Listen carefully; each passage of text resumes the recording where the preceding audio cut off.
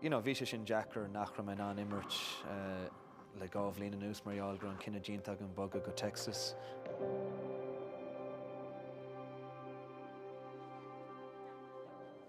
Tá Pro Tour ach go America bhí an de sin taistil thart America immers na commórtaí sin. Agus dóch ar an drochúr ar tá muin sin níon seo agus níl me an bheits an nóíocht le haidríomh síir na bhar an seo Somália.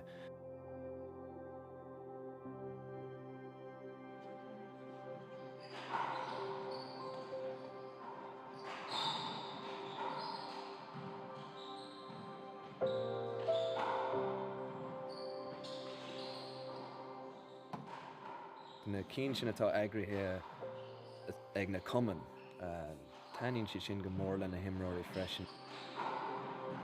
Bhín slúte mór a daoine an freisin an breanú ar na clifí agus. Sin a haíonn le daoine, taíonn le daoine a bheith imirt sna clifí ceannaise, clifí leathcheannaise agus atmosfér.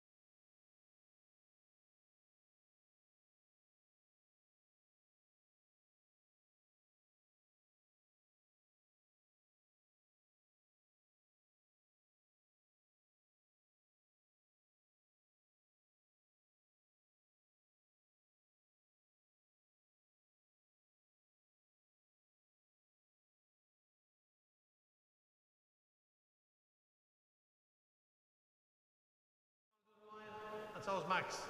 Okay? Yeah, I've good time for him now. Okay, and we are back on the Showcourt.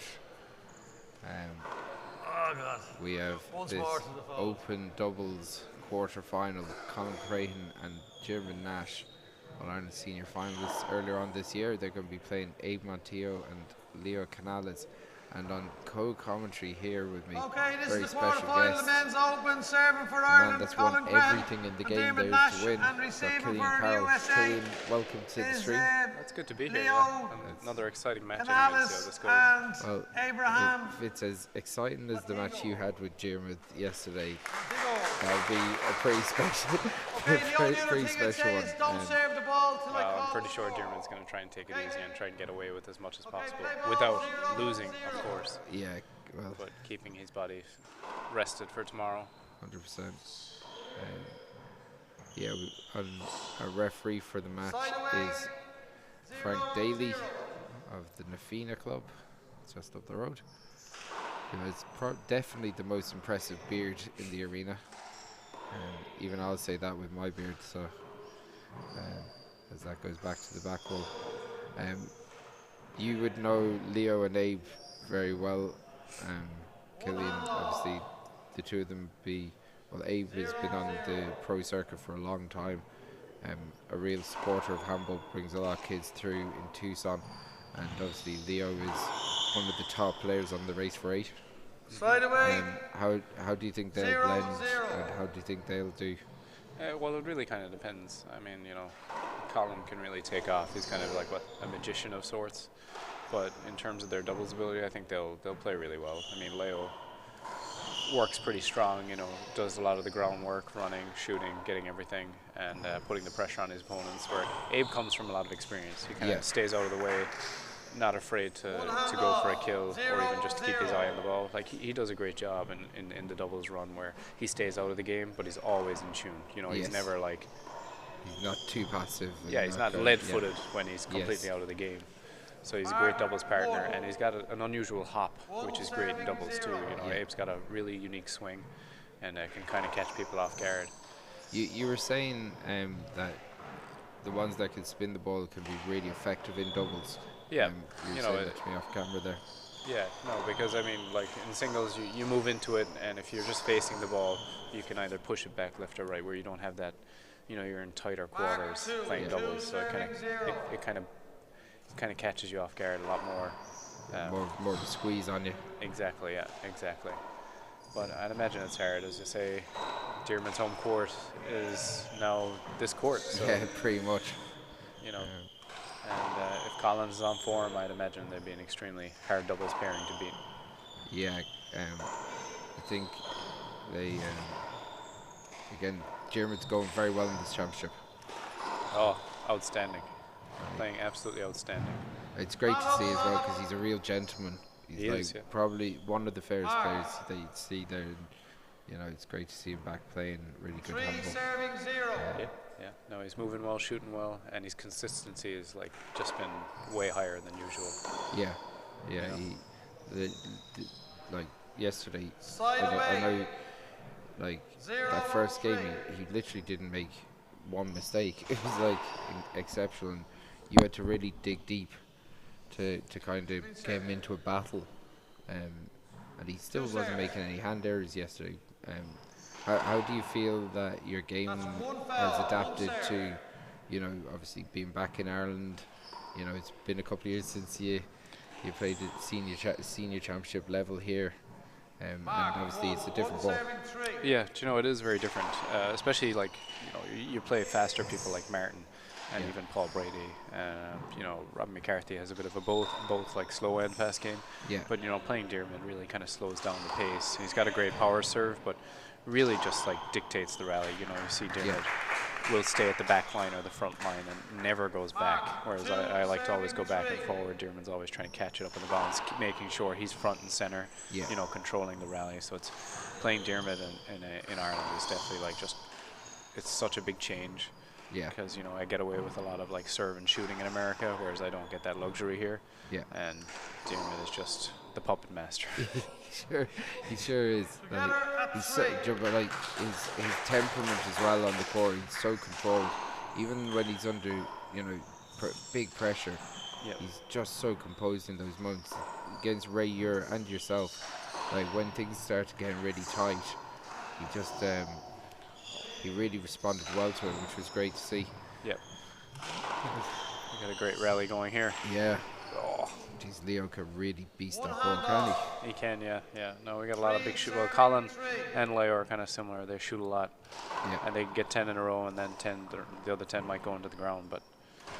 Yeah. Colin's his handball skill-wise, he's just got such a high ceiling. He's got outrageous hop serves. Can hit hops in the rally, and then if he goes hot, he could shoot the lights out as well. So yeah, well, they're staying close for now, but I wouldn't be surprised if one of them breaks away. Yeah. As Dermot goes to the ceiling, Leo returns the favour. So, how do you find playing in the fishbowl? I thought it'd be a lot worse. I definitely think my eye has been on the ball quite well. Yeah. Compared to others, my game earlier, Sam Esser has really struggled in that court. Yeah. Generally the ball in general, because Sam Esser in America has got one of the best he's probably got the best back wall game out there. Yeah. But really didn't kill one ball. Yeah. Oh, what a lovely shot from Colin. That's class. That is an extremely difficult shot. Just floated it in. Floated in the corner. Yeah, like I had Mark on co-coms for that game, and he would say the exact same thing, that Sam is an exceptional backwall game. He didn't settle into his natural rhythm. Couldn't get one of them. Like anytime that ball comes off the back wall in America, you can be guaranteed you might as well just walk back to the back of the court, because it's an ungettable shot. But Joe, it's funny because I've talked to nearly all of the American contingent that's here, and they like obviously Sam seems to have struggled with the Irish ball, whereas Shorty Ruiz loves the Irish ball because it takes a big hop, and when he flies it and flattens it, puts it into the corner, it just stays down. Yeah, I think it might suit him better because Shorty's not exactly, he can't really move into position very well when the ball's going really fast. Yeah. So he's very comfortable in having time in the air, because he's a great person to change direction. It almost seems like he's going for maybe a very aggressive ceiling ball, or even just something, and then he has this shot where he'll do a misdirection. Yeah. And it catches a lot of people off guard, and he's very good at that from his 3-wall days. Yes. So yeah, he's kind of adapted some of his 3-wall skills into the 4-wall game. As Abe Montiel goes to the corner, finishes that setup that Jim had left too high. Yeah. No. Well. Looks like the Americans are struggling anyway, just a little bit, but you know what? There's an opportunity for Leo though. It's well picked out by Colin. Leo snatches at that with the left hand. Yeah, he's going aggressive anyway. He's leaving nothing on the table anyway. That's for sure. Yeah, I like that approach. That's outrageous by Colin. Oh God! A little bit of a lucky shot we got there. Just jams up, he goes back with the backhand. Finished up by Abe. That's nice on the shot. line. Dug out. As Leo goes back to the ceiling. Really struggled against Dermot on the ceiling. It's very difficult to beat. Yeah, he's got such good technique. Great foundations. Oh, what a shot. Colin. So it's great to see Colin at that, because another day Colin missed them kills by a millimeter. Colin on form is as exciting a handballer as you're going to see. Yeah. You've been living in Boston for the last. Let's call it about 10 years, I would say. Yeah. So you've kind of set up your life for there. I know you have come home a few times over the last year. I know you got married last year. Yep. How's life in Boston? How do you find the handball scene over there? Do you get much time to train? And I know you have a very busy schedule of race rate events and bits and pieces that keeps you sharp, I'm sure, as well. Yeah, I Boston's great. I love Boston. It's kind of like my home. Yeah. Now, you know, the weather's definitely better in Boston than it would be in Ireland. Just not as dreary. You know, you get much brighter days. It is colder, but it's still brighter days. You know, but the handball scene over there, it's not bad. You just have a good group of goofy guys, and, but you know they're more older generation of handballers, I would say. Yeah. You know, they're very good friends of mine. We have a good group. And there's a couple of good players there. Like I had Eamon O'Leary and John Sheppig would be his name. You know, you know they're. Been on the handball scene for a good while. They've been on the handball scene for a good while, but you know they've been the youngest players in Boston, maybe like early 40s, I think. But you know it's kind of hard to get them because you know they got families now and stuff like that. But I don't really get much games. Probably I would say 1 or 2 a year in Boston. Right. But I always do my training by myself on the court, which I really like, and I kind of always work on new things too. Oh, that's cool. Yeah. So, you know, all the tournaments was just enough handball for me to get by the match-wise, you know. So I was going to so many. So there you have it, kids. Go into the court on your own, make you a much better player. It can. Yeah, it depends. You gotta have good quality time on the court. Yeah. You can't just be tapping up a ball for an hour and expecting magical things to happen. Exactly. Serve. Colin goes back into the back corner. We finish Oh, it. there we go. He's on a bit of form today. Oh. He's coming in looking really good today. And Leo's a really good picker, so you know it must be a good kill when Leo can't pick a ball. Yeah. There we go again. Yeah, Colin's gone hot here, and he's king kills for fun. Yeah, he's got a lovely wrist action. You know, he doesn't have a big swing, and he doesn't even like move back to move forward to go for these kills. It's almost like he just stands up on one leg and has this lovely flick with both right and left, very similar, and just. Well, it looks like he's enjoying himself. Like and when you hit him 1 or 2, it's easy. The game looks so easy then. Yeah. No, he can do it from anywhere too. Moving back, he can even swing a flick and it would roll up in front of your face. Absolutely. So, busy schedule of matches here today. Lots of doubles action here in the National Handball Centre. So who we got later on? We have 2 more quarterfinals to go. We've got 2 teams of brothers are going to be taken. The Functions versus the Cordovas. Yeah, that's going to be. That'll be a tough match. It's hard. That's going to be a pick'em. And in the last game, we've got Joe and Robbie. Sam and Ray. Ray and Ivan, which could be an absolute corker as well. So obviously Robbie going out in a tiebreaker to Dave Walsh, which was very unexpected yesterday. So he'll have to really get himself going to go with the doubles. You know, Robbie, that was a great kill from Leo. Robbie's very good at doubles because, you know, he can just do so many things from very little space. He's got such good hands as well.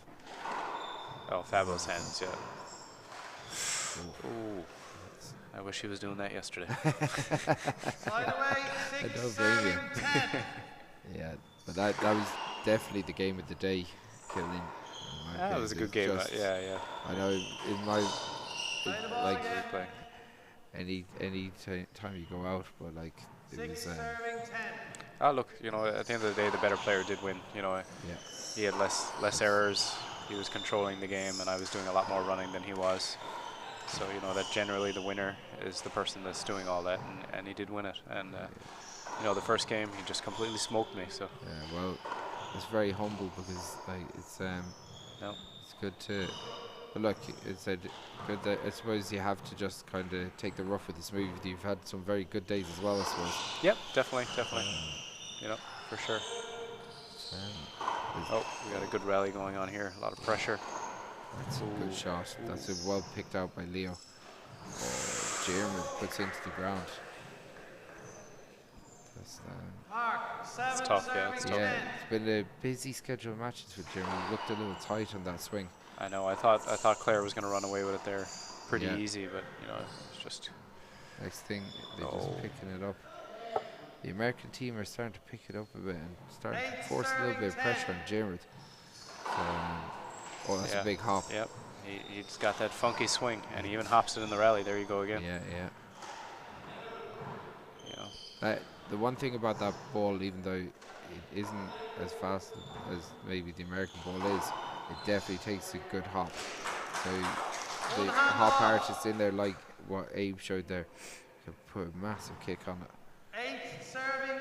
It can, yeah, and even just the different pace in it is like different. Yeah. Because almost like you don't have time to think in America, whereas you might have too much time here in Ireland. yeah, fair enough. Back in anyway, 10-8. Big shout out to anyone that's watching the stream from across Leinster and the other venues that have been hosting World Championships. It's been a huge push from all the different volunteers across the different venues to host all these games. About 1,900 games played over the last 7 or 8 days. So 11-8. Colin going for that crack serve. Oh, that died off the back wall. That was a lucky break. Yeah, you can't buy luck. No, you can't. You know, it's almost like Colin in is so dangerous because, as I said, he's liable to do anything. He could literally come out with these really ace serves or even these flat roll kills. Yeah. I feel like Diarmid in service, I'd feel much better because, you know, it's even that they might be good serves, they're always kind of easier to get back into a rally. Yes. You know. Yeah. Or Colin is just liable to do absolutely anything. Yeah, he's unpredictable. Oh, That's nice a great shot. Beautiful. Yeah, that's really good from Diarmid. Mark 12. Just left in 12 front of serving him, but 8. still had to be put away. Took all the pace off it. Yeah. And I said Leo never likes going to the ceiling. He loves to play fast, loves to get the ball back into low action. Yeah, so I know There's Leo. reverse. I suppose that Portland stop. Like Leo, I know from talking to him earlier on the week, Leo was a little bit disappointed about how the Portland stop had gone, and he lost to Mark Doyle. And Mark played very well in Portland. But Leo's showing an awful lot of. He's a real good player, isn't he? He's just he's a good all-rounder. He's a real good player, but Mark is a bit tricky. You know, Mark has a more well-rounded game than Leo. Like Leo has a lot more firepower, likes to stay up front. Plays a bit like Diarmid, like never wants to leave the front of the court. Yes. But unlike Diarmid goes for passes, Leo will go for kills. Yes. You know, and that's the difference. And especially when you're going from bottom board and like the ball is coming up on you, and it could take a funny bounce. You know, and you swing at it, it might just not come out. So I think Leo just might have an off day and hit more balls into the ground. It's much harder to do passes in America because you end up hitting a lot of setups because the ball is moving so fast. Yes. So it's kind of, you know, as I said, like. Yeah, it's that bit faster, so it'll check up off the. It'll check up off the back wall, yeah, and it doesn't die off the back wall too, so it sets up nicely. You can have a nice bit of movement with it, and you know you can follow it a bit. Whereas here it drops so quick that you know you really got to take it a lot sooner than you would in America. Yeah. Like you know you're almost moving with the ball in America, whereas you have to move so far back here to get behind it. You know. Yeah. Again, I suppose that's really suited the Irish players that. You know, this is their bread and butter play with that. Kill. It's a great shot. But like, it's their bread and butter playing in these type of courts, you know, concrete and that type of ball. So the race for 8 has really taken off. Obviously, being on the ESPN stream, and you know, it looks like it's going from strength to strength. The draws are looking a lot deeper as well. Well, over the last couple of years, they've definitely grown. I mean, there's the standard hAoine, beautiful shot, but Diarmid. But the standard hAoine has improved so much. You know, I mean, you'd always have like 4 or 5 players that would have been around you know, the winning area and like could always challenge. But there's so much more now. You know, like and even that, you know, you see the same players winning all the time, and there is kind of a break in terms of like Ray and Mark. You see them going up. You know, meaning you know even finals for Ray and semifinals for like Mark or quarterfinals even. You know, and they're always testing like the players that are always winning, like the Cordovas. You know, even myself. You know, Ivan had taken me to a tiebreaker and should have beaten me, quite frankly. Yeah. Exactly. So, you know, I just think the standard of handball is better. It's just, you know, they just do like these small things, because what separates us from them is just very minor details. It's just like consistency and, you know, just experience. So, you know, and I think that it's just in a much better place because it's got such a much bigger field. Yes, of course. I just think the hard part of the Pro Tour is that, you know, we just don't see the matchups that we want to see more often. Like, you know, we want to see Robbie. Or Diarmaid, you know, or even Paul. You know, we always see them Yes. over here, and we don't get that matchups that we really want to be. Yeah. You know, because you say you win the pro stop, and like you're not really up against the best field. Yes. And you could say the same then about, you know, the nationals here or whatever. You know, you're missing some of the key players. Yeah, So I think that's it. I think there definitely has to be a little bit more cross pollination. Maybe see I know the Irish players for a good few years, maybe from the 2006 to 2010 era. Maybe it's Celtic Tiger as well. The Irish players were tipping over to America a lot then. Obviously Paul was very dominant as well, but yeah. So maybe we can start seeing it. Maybe this will be the catalyst to get more players coming over here for the Irish nationals and over there for some race events as well. Yeah, no, definitely. It would be really nice to see. But, you know, it's a big trip. You know, things are. There's more of a handball schedule. It's not like you're training 3 months out for these things anymore. Yeah. Things always fall on top of each other, which is kind of hard. Yeah. But we got a nice rally here going. Yeah. Let's see if Abraham can catch it. He does. Bit of pressure. Oh. So Diarmaid. So we go to the second service. German Nash is going to be serving for the first game here. Well, it'd be nice if Claire can finish this off right now, because, you know, you just don't want them to bring them back in, because, you know, 2 aces on the American side. Oh, beautiful serve. That's a great serve, and that's the first game here. Yeah, you had that. You're right. That feeling that if they finish, is either finishing here or get into a battle. It's easy to get stuck at 14, but the Clare lads did not do that, and they've taken the first game here, 15-9. We're going to take a quick 2-minute break, and we'll be back with the second game between German Nash and Colin Crane against Leo Canales at A Montillo.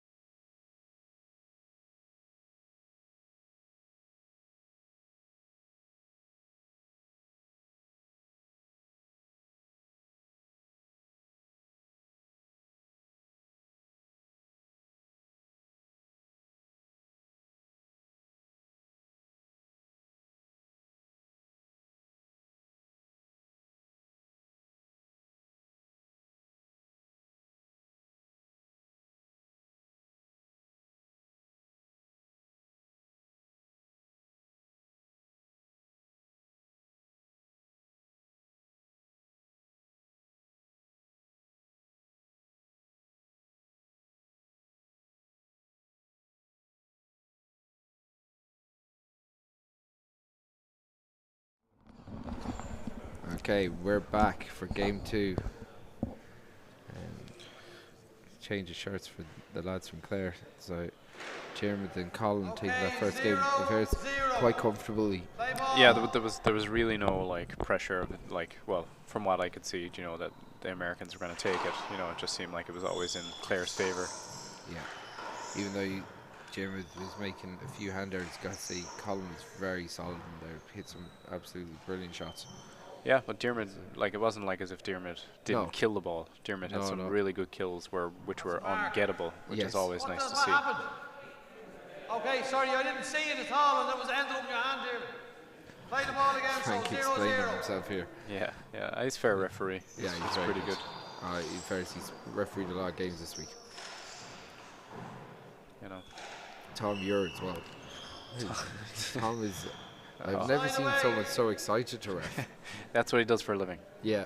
He does refereing for a living for a lot of different sports, and he just wants to test himself in handball. He's only pretty new to handball, so. Okay. Wow. Yeah. He's good. He is good, yeah. He's good. He's like, you can tell he's quite diligent. Like he's thinking about. Yeah. I just think that people get annoyed with him from when I've obviously been reffing. Just his calls can be a bit slow, which people, even, you know, it's still the right call. It's just that they're slow. Yeah. You know, that they feel like if it's not called within straight after the point or after whatever happened, that it shouldn't be called. Right. Okay. Yeah. You know, well.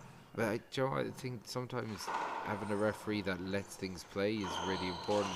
You can make up the mind, and it usually is the right call. Like, it's just people get upset because it's you know, not immediate. Yeah. Kind of thinking like they get away with it. Yeah. And then when it gets called back, it's like, you can't do that. You know. Yeah. So I get you. Yeah. So Jared into serve. Jared's technique is very good. He's been very much on point. You know, especially that power serve. I find it, like, from my own experience, that cross court, when he goes, like, he usually goes left, right, because people have bad left hands, but he swings his, like, torso in such a way when he's going cross court to the right that it's like, it's not a screen, but it looks, I can tell you from the experience, it like looks, it feels like a screen. Even that the ball is so far away from his body, it's just like, it's so hypnotizing is the word I'd use. Yeah. That's nice shot from Leo. That's a really good shot from there. You played a good bit of 3-wall this summer, did you? Yeah, I played 3-wall this summer. You won the US Nationals. I did, yeah. I didn't get to play the top dog. He's having issues with his elbow, I'm going to say. It could be wrong, could be shoulder. Sean Lenning, is it? Sean Lenning, yes. The unbeatable. Ooh. Sean Lenning in the 3-wall is... Yeah, Joe Hughes is also a very good 3-wall player, but doesn't seem to be on the tour. I don't know how much he's playing. Emmett Pichot was a grinder, a bit like myself. You know, he'd always wear his opponents down and go for the ceiling and wouldn't kill the ball too often, but he would just try and, like, tire them out, because 3-wall takes a lot on your upper body, because you're hitting everything so much harder. Yeah. You know. It's I was at the 3-wall Nationals a long time ago, in 2009. I think Emmett and Sean played the 3-wall Nationals final that year. And I had a big competition with the beer truck. I took that beer truck very personal. It was like a personal challenge to me. See if you could bleed it dry. Yeah. I gave it a good go. It's a great tournament though in Toledo. It's a lot of fun there. It's a lot of people's favorite tournament. It's outdoors. People are having a lot of fun, you know, and drink is always going, and people are always a bit more louder. I think that's what makes the good tournament, is just the better crowd at the events. You can be watching a bad game, but if people are cheering up about it, you're almost into it. You know? But you know what, like, I think that's what the Americans and the Mexicans this week have really brought to the tournament, is that they're so good at supporting their guys. You know, they're very vocal, and they kind of bring a lot of noise, and, you know, like court 2 on Wednesday was just like loads of tiebreakers and lots of noise and lots of atmosphere, and it's been really good. It's been making this a really good tournament. Oh, beautiful shot. It's a great shot. Yeah. Mark 3 serving 2. It's good now. Dearman's putting a lot of misdirection in the court, and especially like misdirection in glass is kind of difficult. You lose it for that split second, but that's all you might need to misdirect your opponents, you know? Yeah, absolutely. So Colin drives it down the left. Oh. Gives Jim an opportunity. Nice pick. Good pick from Beautiful Colin. pick.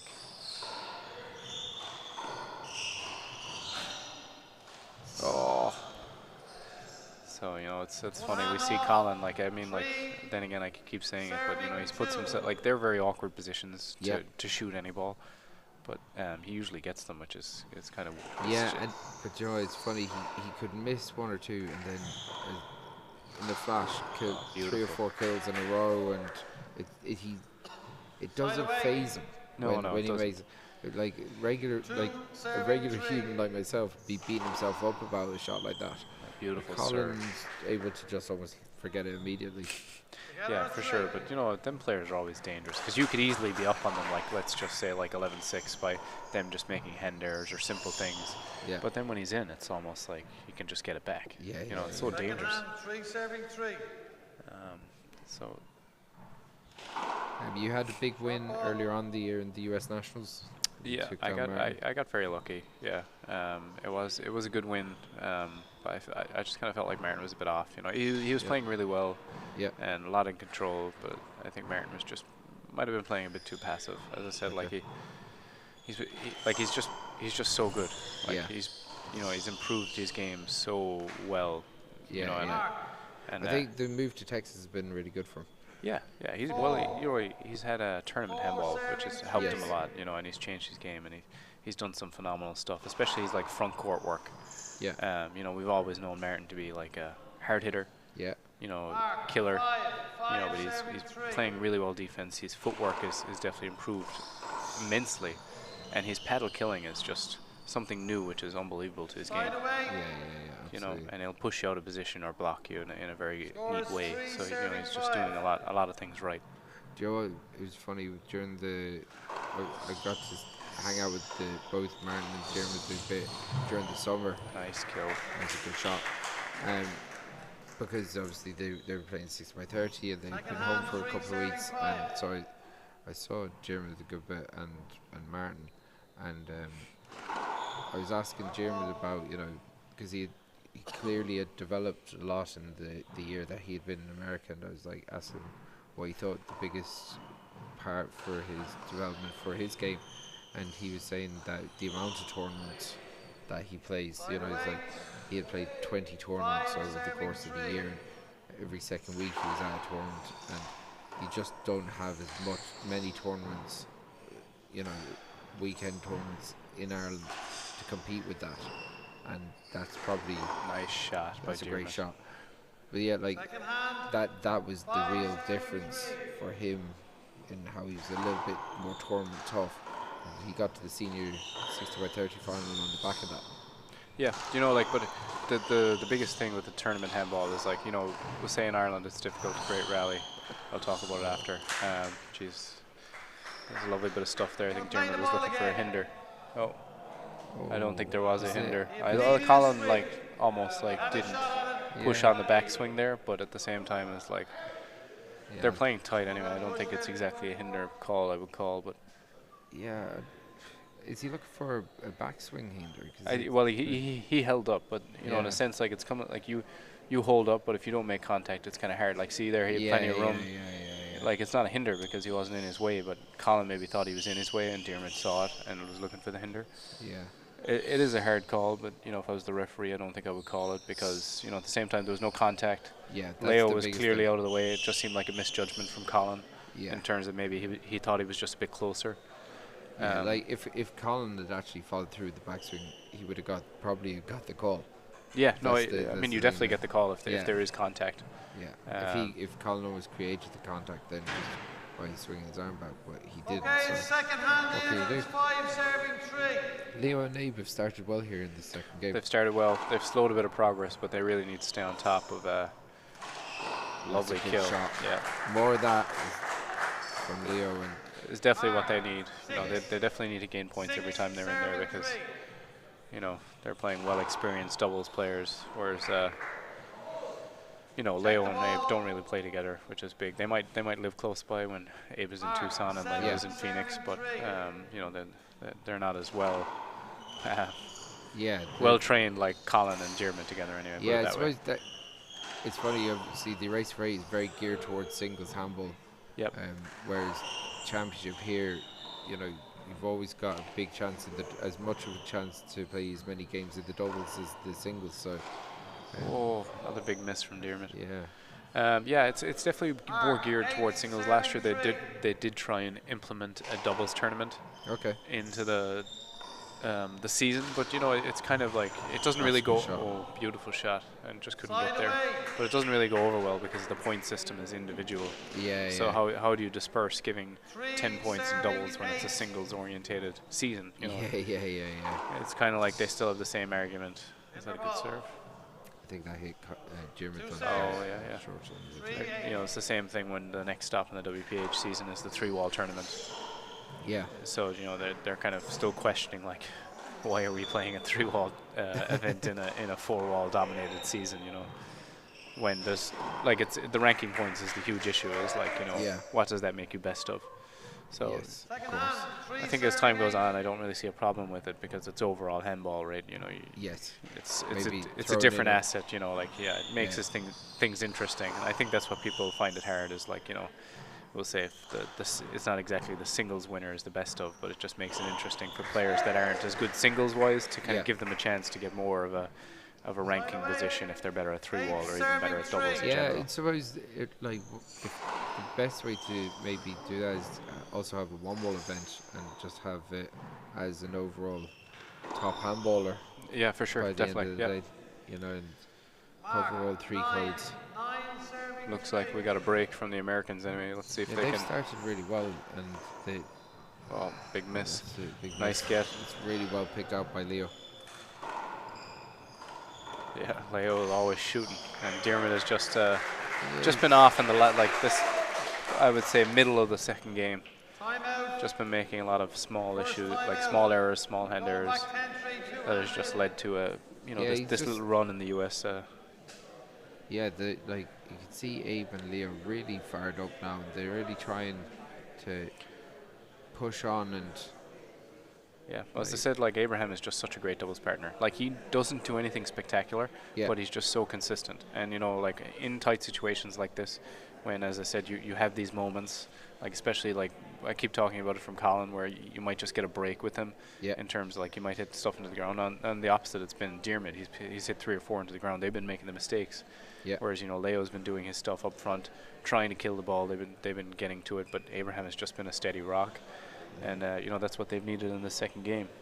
But like we've seen it even throughout history in doubles, where you know Michael Finnegan playing the right hand side for Paul and just being as steady as you can get, or an Ian Jensen for an Owen Kennedy. Again, if you have a right hand side player that can be just steady, dig into that right hand side and be sometimes a blocker. Even look at Joe McCann. Joe McCann, and then that left-hand side player, like especially with the ability Leo has to shoot the ball, could go to town. You know, it's exactly. That's how those can really work. But big chance for Leo. Nice shot from Diarmid. Yeah. One hand off. So 10 serving 3. Leo Canal is to serve here. The American team with a fair amount of control in this second game, but that could change quickly. Oh, there we go. Nice pick from Abraham. Diarmid looks like he's trying to get the feet moving a little bit quicker here. Side away. Yeah, they can just get to it. That's funny. I don't know if Leo's hitting that ball with a fist, or is it just like he's like closing it and then opening it like Michael Finnegan used to do. But yeah. I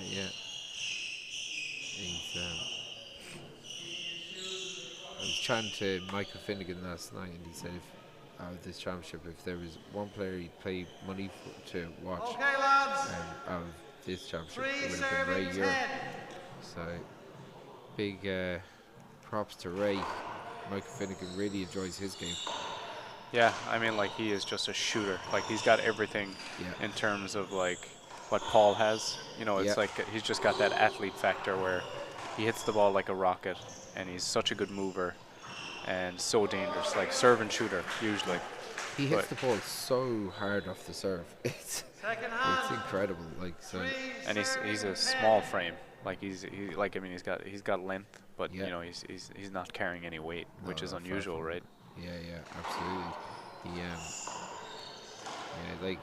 I mean, you got someone like my brother who can't really hit the ball that hard, who's got all that mass. Well, he's an absolute tank of a man. It's funny, he's going around with his beautiful baby daughter. He's being as gentle. He's like a giant with the gentle giant with this beautiful little baby. Tig's had a very good tournament. Yep, I was extremely shocked on how well he played. You know, couldn't believe that he was just doing a lot of right things. That's beautiful shot from Diarmuid. Textbook, absolute textbook. Yeah, Tig played particularly well now, and it was great to see Niall Malone back in playing, the action. You know, he said had a good chat with him. He's I think his first championship match he had played in 8 years. Big miss by Colin. Yeah, no, I mean it's lovely to see Niall back, especially back in the old days. We'd always see Diarmuid and Niall Malone playing together. It was almost like an iconic duo. Yeah. And it's such a familiar face who was always at a Munster final or even getting past the Munsters with Diarmuid. And my brother's never really been away from handball, but it's nice to see him involved in such a big tournament. Oh, very much so. Yeah, the Clare lads have just kind of gone a little stale here or something. Yeah, that's a good word anyway. They've definitely gotten stale. You see that hop kind of caught Diarmuid off guard. Bit of miscommunication right there. So like it's just the small things. Like I don't think there's much in the game. It's just they've just been making too many simple errors. Lovely shot, lovely pick. Unless there's a complete collapse from the American pair, they've won this second game at this stage. But yeah, I mean, like have to take something very special from the Clare lads to. Yeah, well, Leo's chasing the ball down really well, and like as I said, Abraham is good chasing it. Yeah. Like she's just got to take a shot. It's almost Chapman-esque the way he done that one. And they're very difficult shots. It's like you kind of wonder when Diarmuid is set up for a shot and he kind of doesn't do it so well. But when he's under a lot of pressure and makes something like miraculous as that, it's just it's scandalous, isn't it? It's beautiful to watch. Though, it's so good. Yeah, and I think I don't have something like that in my game. I'm not like that quick with reactions. I mean, it might seem it like when I'm diving, but just when the ball's on top of me, I never make great choices. That is such like a great choice to make in such a quick reaction.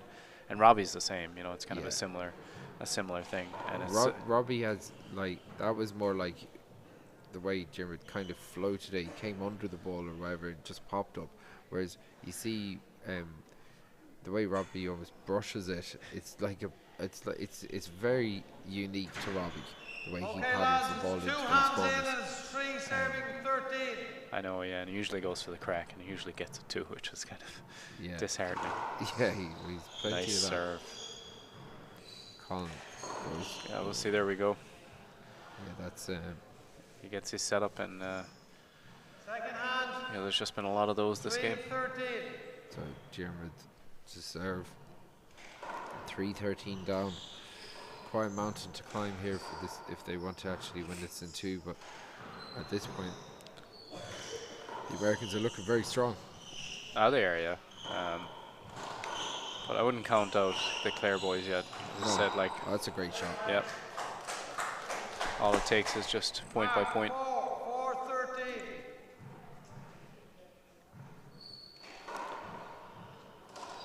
So Leo goes to the ceiling. Down ball. Splits it in. Yeah. There's another lucky break because we got 2 points on the board. Yeah, this is it. So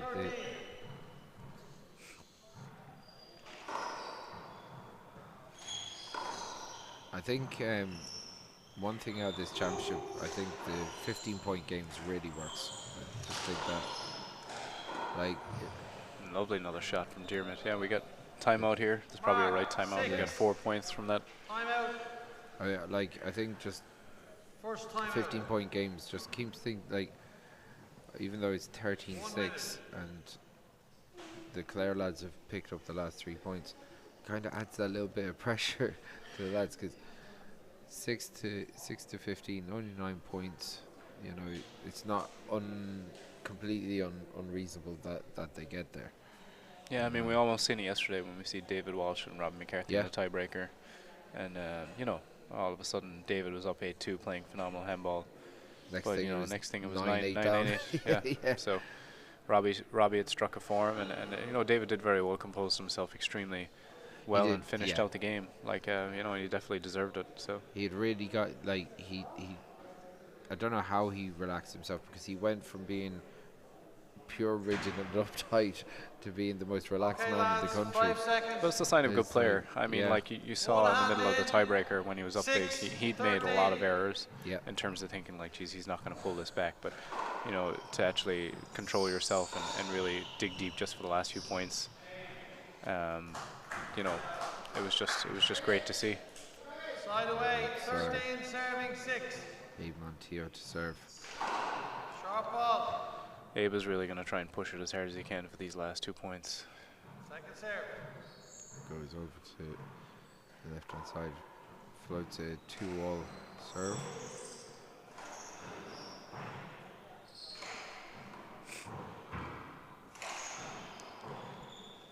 And Jeremy goes upstairs. Opportunity for Leo. That's a brilliant shot, yeah. It's almost like he screens his opponent Leo, and also goes into the corner where Leo just is baffled of what's actually happening. You know, it's a beautiful, like 2-in-1 shot, we'd nearly call it. That's a great way of describing it. As Jeremy goes back up to the ceiling, opportunity for Leo. He does well there. Yeah, the ball just died in the corner. It was like a bit of awkward spin that Jeremy just thought he was there for the ball, but just dropped in front of him. Felt like he had to do something there, I suppose, Leo, because things had kind of shifted to the Clare lads for the last couple of points. Well, I'll give credit to Leo. You know, whenever he's down on the gun, people get safer, whereas Leo really just never changes his game. He goes for it, and he holds nothing back. And it's always hard to play people like that, because you know, when you're playing it safe and he's not, sometimes he'll get it. But like, there's always been that American style. Like, John Bike used to be very much like that back in the 90s and early 2000s. Luis used to be like that. Mando Ortiz used to be like that. Tati Sever. If they single-mindedly are going after it, they're going to shoot, and they're not going to change. That's a good win for the American lads. This is going to go to a tiebreaker, and we'll be back in 5 minutes with the tiebreaker. Chat to you then.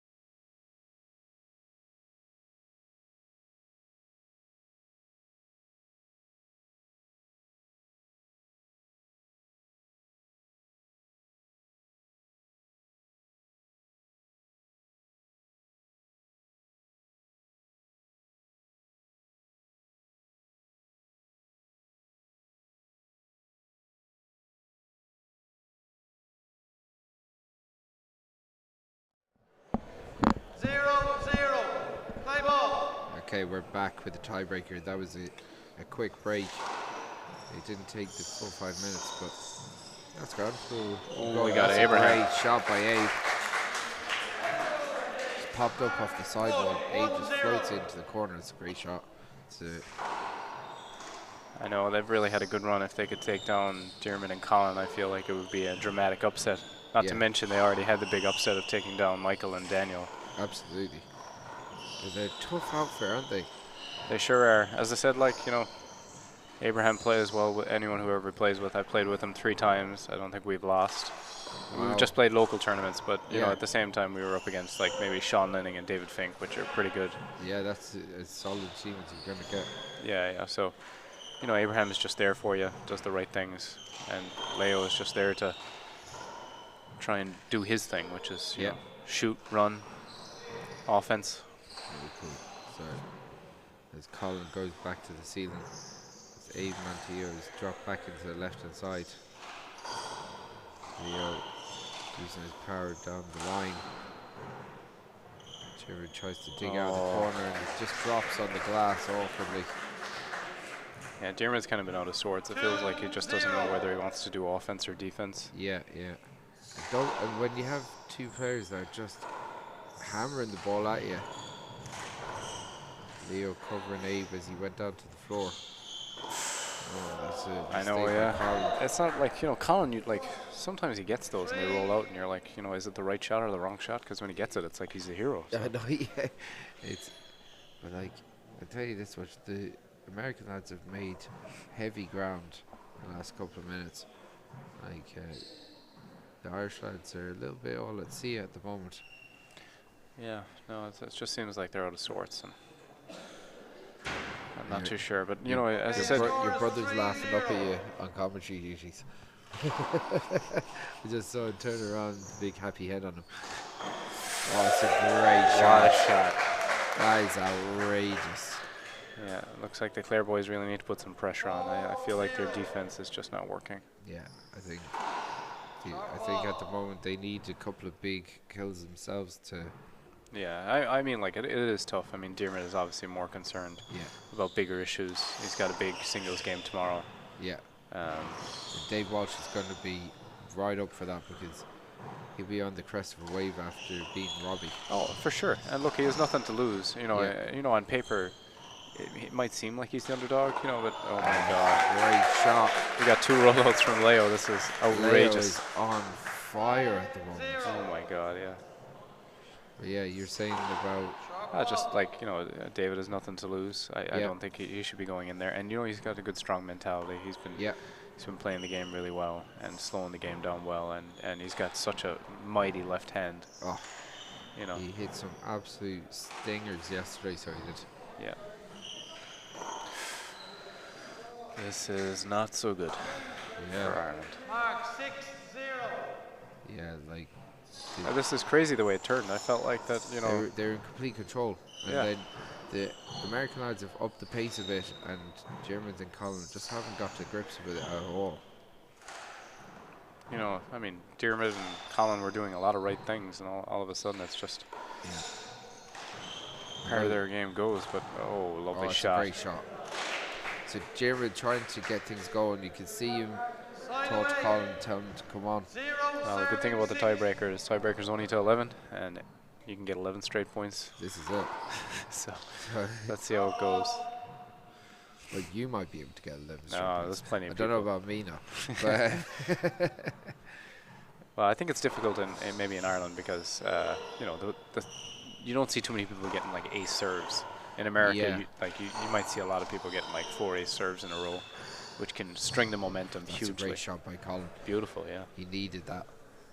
But like, Leo was on his toes.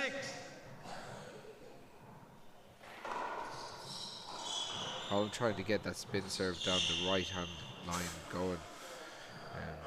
I think Colin just needs to hit the ball, you know, back on the wall because you know it's such a huge thing to just give a hand error in a tiebreaker. Yeah. It was funny. I was like, I was talking to Conor McElduff after the All Ireland Senior One World final. That's well dug out by Abe. and he was talking about how he felt that he didn't perform great, even though it being Féiceáil, and he's saying that Lovely shot. that's a great shot. He's talking specifically about missing into the ground. He said, I never missed into the ground. He'd missed four into the ground in that match. And it was just got me thinking about, you know, even if you keep it up, you're making your opponent do something. Yeah, definitely. It's quite simple sometimes. The Americans are on fire here, aren't they? Oh, they are. We talk about the opposite. You know, Leo's just going for it and he's getting it. Yeah. Very impressive stuff so far from the American pair, Leo Canals and hAoine Teo. Yeah, I'm very impressed on how well Leo's adjusted to the ball. You know, he's been doing a lot of great things, you know, in terms of killing, which the Americans have found it very hard to kill that ball. Yeah. But Leo has definitely found the exception. Definitely found his range in this match. Yeah. No. What can Colin do? He goes around the corner. Colin's there again. He puts it into the ground. It's very simple. I mean, like, I understand you miss them kills all the time, but, you know, like, to try and re-kill that ball when it's right on top of you is just the wrong move. I mean, you're down 1-7. You should really just been fighting for the hand errors.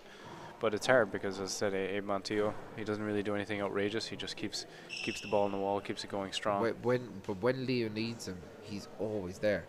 They see that earlier on in the rally, he went out the back left to just poke it back up. Yeah. You know, he's just so switched on. Then when it goes in, Colin went for the corner. Leo was there, or Abe was there on the left hand side to dig it out. You know, he forced Colin into that silly decision then. You know, I mean, he knows his role. There's no ego about him. You know, he just has his role. He knows what to do. And, you know, he's just there to help Leo the best way he possibly can. Yeah. You know, it's very good by. That's a really good shot by Gerard. Abe definitely one of handball's nice guys. Does an awful lot for handball and runs a really successful youth project out of Tucson. Yeah, he does a lot with the kids out there. You know, he's a fantastic ambassador for handball in America for sure. You know, and he's always been that way. I mean, Fred Lewis, he's been obviously under Fred Lewis for a very long time, and he's one of the players that Fred Lewis had brought up is now actually giving back tenfold to what Fred did, you know. So, and he's great with kids. He's worked with kids all his life. Yeah. What a shot by Leo. Leo moving. It feels like almost like they really just need to isolate Abe at this stage because, you know, Leo is just too hot. He's playing hot, And there we go again. That's a great shot. Yeah, again, well, when he finds his rage, you give a weak serve. Sure, there's only one place he's going. Yeah. He's dominated this second and third game. Yeah, I think it kind of suits Abe too. Abe is always like hits the ball, like hits the serve as hard as he can, you know. Yeah. 2 bounces there, but you know it kind of works well for him because it by Leo. Yeah. I think he's getting the mop now. But when Abraham hits the serve so hard, especially when it just bounced off the sidewall, it doesn't give a huge setup off the back wall, and he puts a lot of action on it too, which is kind of just unusual. So it puts people in kind of an awkward spot. So as we get into the latter part of this tiebreak, Team America in complete control against All-Ireland Senior finalists of 2024, Jim Nash and Colin Crane. Can't count them out just yet, but it's fairly big at this point. Now Leo leads up off the back, but what can Jeremy do with it? He puts it around the corner. Colin with an opportunity, he doesn't go for it. Leo. It was a bit too much pressure for Leo, but you know, I mean, the two of them were close up front court, but that's the way they've been playing. They want to put the pressure on Claire, and they want Claire to make all the mistakes. Yeah. So Colin Crane with the serve. I think he'll go down to the right. He does. Puts a hop. Abe goes left-handed. Big hop on the serve. Serve hops to the left. Abe pirouettes and turns around and kills it with the left hand. It was outrageous stuff. They're going for it, holding nothing back. That's a great shot. Dermot can't keep it away from Leo's kills at the moment. No, no. I mean, they should keep it down to Abe. I mean, Abe did go for that kill shot and he got it, but at the same time, Leo is clearly the more dangerous player. Clearly. You know. And there we go again, back down to Leo. He got a setup. Didn't get it. Abe put that away. Colin puts into the ground.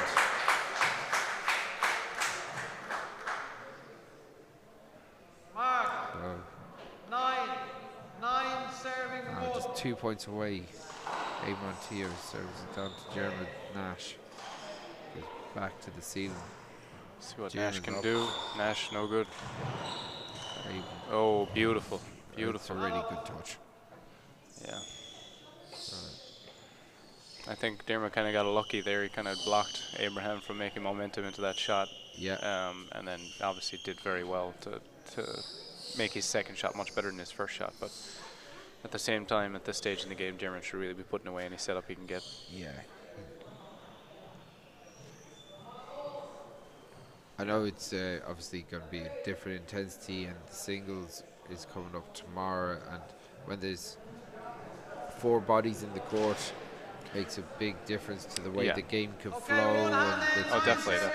And I'm sure it's in the back of his head too. Leo is such a great picker up front court. Yeah. So, you know, having that in your mind of saying, like, this guy can pick anything, it's a bit daunting when you're going for a flat kill, because you really got to make sure you got to get it nice. Especially when it's doubles as well, because you've got Abe on the other side ready to dive in there and pick a few other goes side, out as well. So I'd say we got one more chance from Clare boys here. Let's see if they can gain some momentum. this will have to be the last stand. Oh, big loss there. Big mistake. He obviously lost it in the glass or something. I would say so. You know, sometimes you try and get the off kill thinking you're just going to float it around the corner, but Yeah, it's like he always took an extra step that he didn't need to.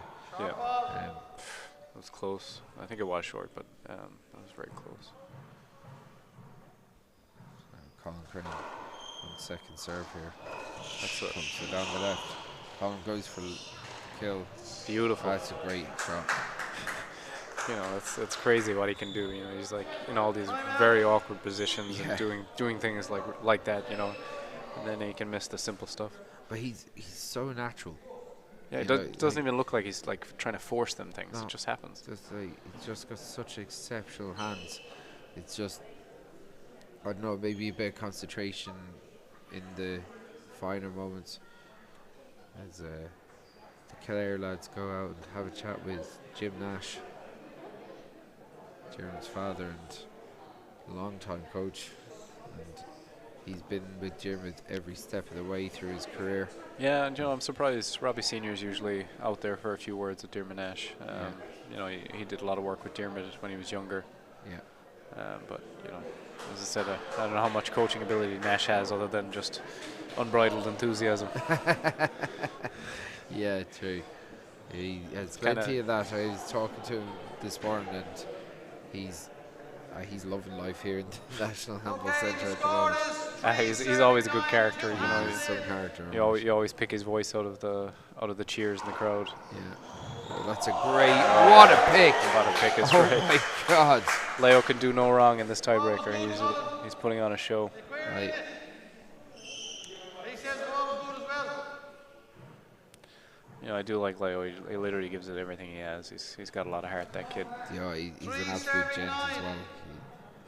He's a nice guy. So, but yeah, like He's going for it. he is, every opportunity. But he doesn't want to leave easy points there. No, he doesn't. But at the same time, I mean, like, that's just Leo's way. You know. Yeah. That's Like, a there great we shot. go again. Great shot. Really aggressive. Beautiful technique. Just kind of squares himself up, gets his hand over and flanges Side the ball. away. 9 serving. Abe. This would be a bit of an upset, as I would have said. Yeah, The two I mean, Clare you lads are favourites, but Taking down the All-Ireland finalists and then also the runner-ups and back-to-back games. That's yeah, it's now Jim Nash with a big opportunity off the back wall. Nope. Abe digs it out. Colin, should be a screen It's a- call, but they're playing on. Frank lets it play through. Yeah, I think, you know, it wasn't that bad of a screen No. call, but you know.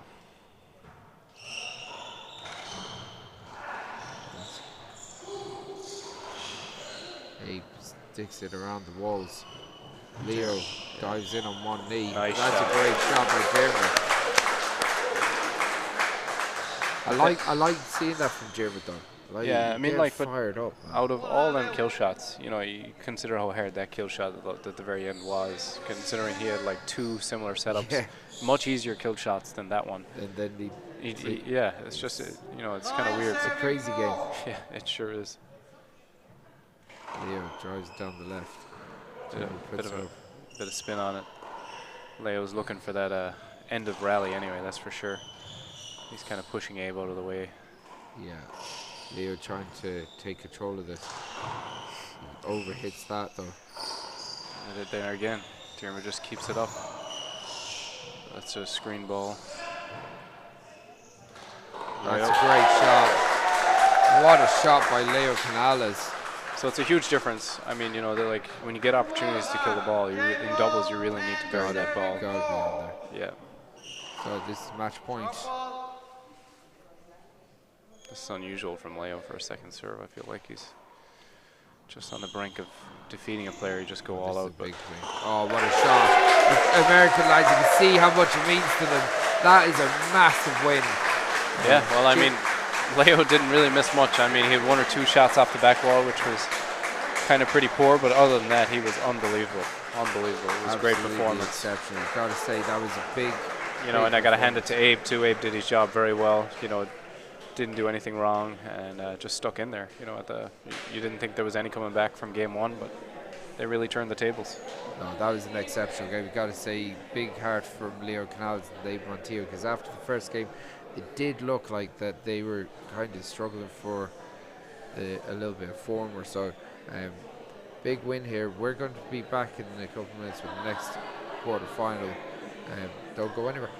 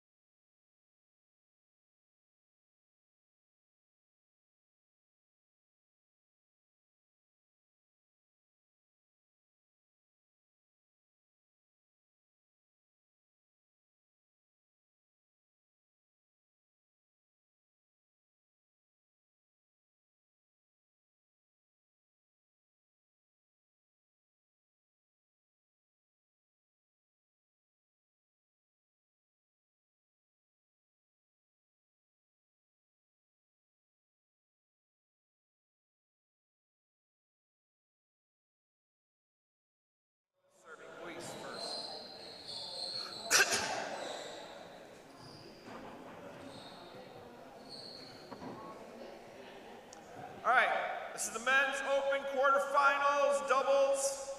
Serving, we have Luis Cordova and Dan Cordova.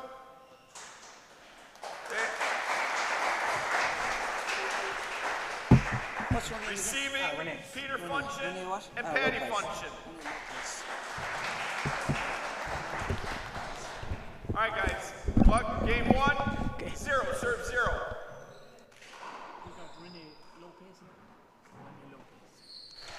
Okay, we're back live again, and we're delighted to have the great Rene Lopez with us in the commentary box. Rene, so you've seen the Cordova brothers playing before. Oh yeah, many times. You've probably played against them, have you? I've actually never played You've against never met them, right? Okay. I know them, but I've never like. You've never met them, came up against them, not on the court. Okay, yeah. right. I'd love to, but they're tough. Right. So wherever they go, they got a big following. Really? Yeah. Right. How's your tournament going so far? I can't complain. Yeah, it definitely feels more of a vacation than a tournament.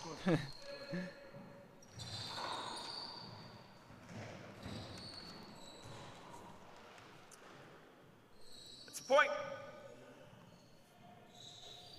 Ooh, nice shot by 1, serve 0. So it's the replay, so yes. We're back live here again now, so. Nope, half out. Almost.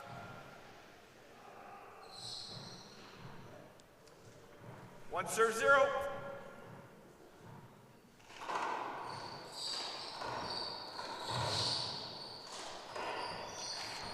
Nope. Side out. This is the 0, Function serve brothers? 1. The Functions brothers, and it's actually Drachta versus Drachta. That's brother versus brother in Ashgelga. Drachta is brother. Drachta, yeah, Drachta is brothers, yeah. Drefur, sister, but what's it in Spanish? Hermano, hermanos. So it's hermano versus hermano. Yeah, hermano versus, yeah. Very nice, very nice. Cordovas versus Functions. Yep. Short. So what's short in Spanish? What was it? Short. That was short is yeah. corta. Escorta, okay. Corta, yeah. Right, so I'm going to let you do you call the short. Escorta. Escorta. Yeah, right. Corta, yeah. Right. So it's gar in Irish. Gar? Yeah. 2 serves, 0 serving 1. And then long is larga. Oh, nice. Nice. Larga.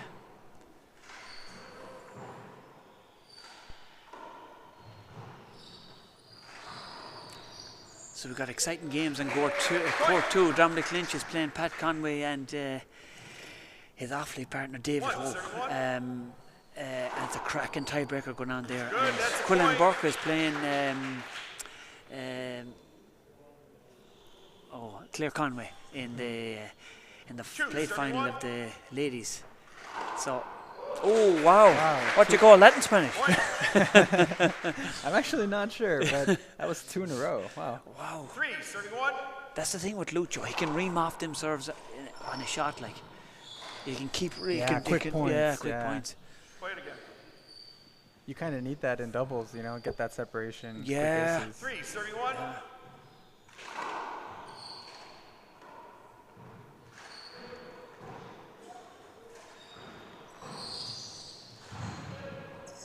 Good reflex. Big setup here.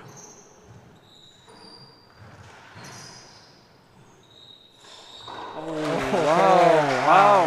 That's a great shot. Let's see that again. Beautiful. See how he winds up. He steps back and he winds up with that side 4 arm. serving 1. Lovely shot.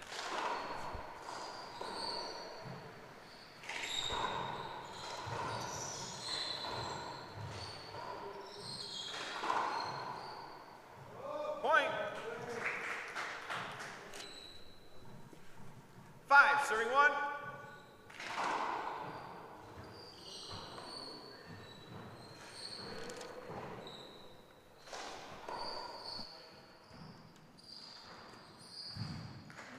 Nice shot there. Point. Time Fast out. scored shot. They're building a that? quick lead. Function brothers. They're first. So what's time out in Spanish? 6-1. Tiempo. Tiempo. Tiempo, like time. Yeah. Tiempo, time. Tiempo, nice. So the Function Brothers took a Tiempo there and Tiempo. So what do you think the Function Brothers need to do now with the Cordova Brothers? How do you think they need to get back into this game? That's a good question. Peter seems to be like a very methodical singles player. Right. So probably slow down the play. Right. The Cordova Brothers are firing. They're very aggressive. Got to neutralize that or match the aggressiveness. Right. Okay. This is a really impressive setup you guys have here. Oh yeah, this is the way we do things back here. Yeah. No, it's nice. It's comfortable. It's nice. All right, timeouts remaining. Very professional. Yeah, it looks elevates the game. right. Yeah. Okay. 6 serving 1. We got a great group of guys there. The Mac AV lads. They're see the boys up in the corner. Do they Professional guys. Yeah. Is that a third-party contracted company? Yeah. Oh, the guys okay. come in and they. So they don't work for Croke Park. No, it's just part of it. Yeah. But them guys are professional. I'm not Yeah, professional. They're very professional. I could tell. Yeah. Yeah.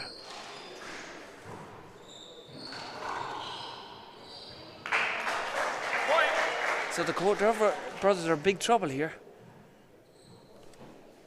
The Function Brothers. The Function Brothers are in big trouble. Sorry, apologies. Just testing you, see if you're awake. Yeah, they're building quickly.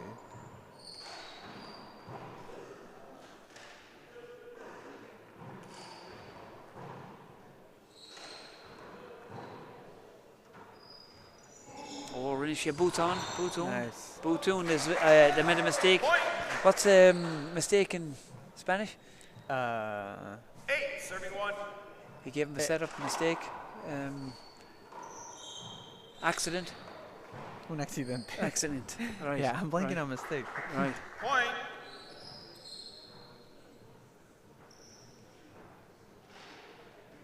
I'm sure both brothers have been playing with each other for a long time. Oh, for years. Yeah. really know each other. Serving 1. Yeah. So Renisha Bootoon again. Oh, what a nice kill. Half out. Lovely kill. He went, big Bootoon from 9 serving 1. Lucho, and he takes advantage, doesn't he? He does.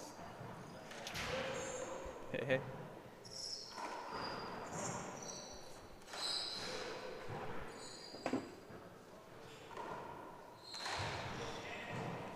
Have a lot of the open doubles been going to tiebreaker? Close games? A lot of tiebreakers today. Yeah. I know I saw some 11-10s yesterday, close matches. Yeah. I think big roll out there. Did you see that? Yeah, nice shot. Big roll out there. Mouse. What's mouse in Spanish? 1 serving 9. Raton. Raton.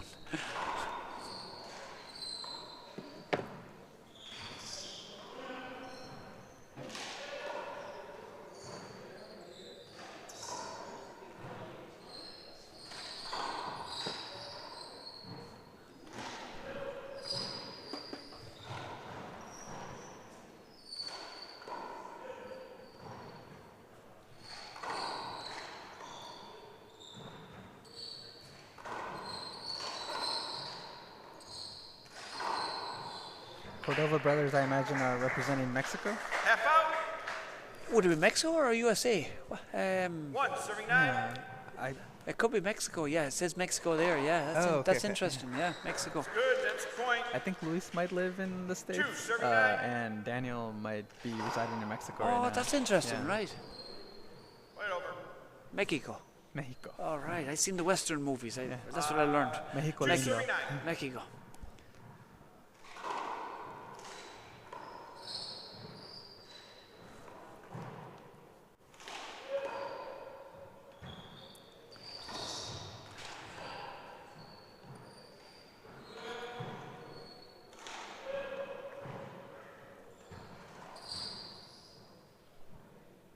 Replay.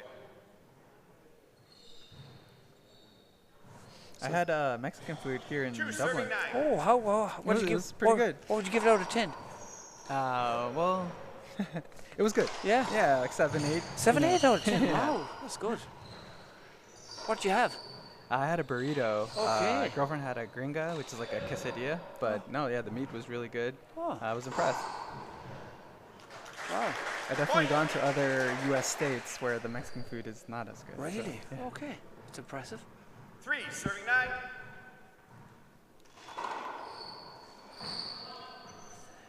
So it's 9-3 up to the Cordova brothers. Ooh, nice shot. Jammed him. Timeout. Timeout, Cordovas. So They're the first. what's timeout again? 4-9. Tiempo. Empo. Yeah. Empo to the Cordova. Los hermanos Cordova tomaron tiempo. I like it. Nice. You roll it off. You roll off the tongue. It's you roll the. Yeah, I'm a native speaker. Wow. So where are you from? San Francisco. Oh, San Francisco. Okay. Yeah. Funny enough, though, there's a lot of Spanish speakers, but I don't really use my Spanish much except with family. Oh, okay, right. That's a lot like back home. The Irish families they speak a lot of it, but they use it in at home in families, you know. In English. Yeah, but they speak at home. They speak Irish at home. As Gaeilge. Yeah. But we should be using it more, you know. Yeah. Preserve the language, Yeah. preserve the roots, definitely. Yeah. But so it's time in. Time in, yeah. Is resume and play. Continuando el juego. Okay, start again. Okay, right. Continuing the game. Continue, Score, right. 4 serving 9.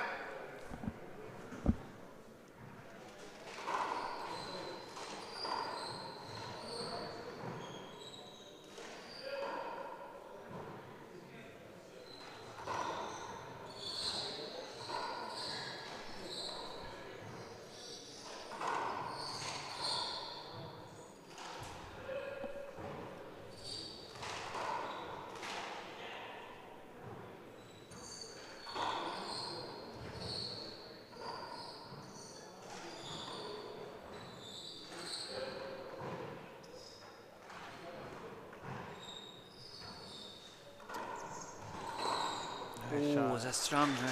Rinne she Bhutan. It was a big mistake and he capitalized it. Do the Function brothers have a lot of Irish titles? They do. Oh, They they do? do. They're coming up the ranks, yeah. They've nice. Point. They won the 60/30 intermediate doubles lately, so the big court. 6 serving yeah. 9. Yeah, I know Peter has a lot of titles. Yeah. Yeah, I saw him at collegiates a couple of years back. Right.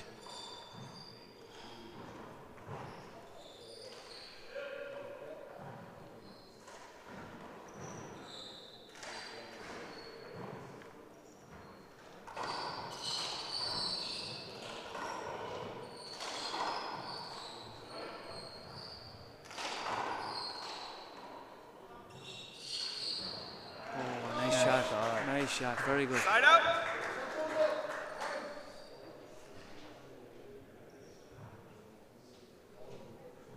Nine, serving 6.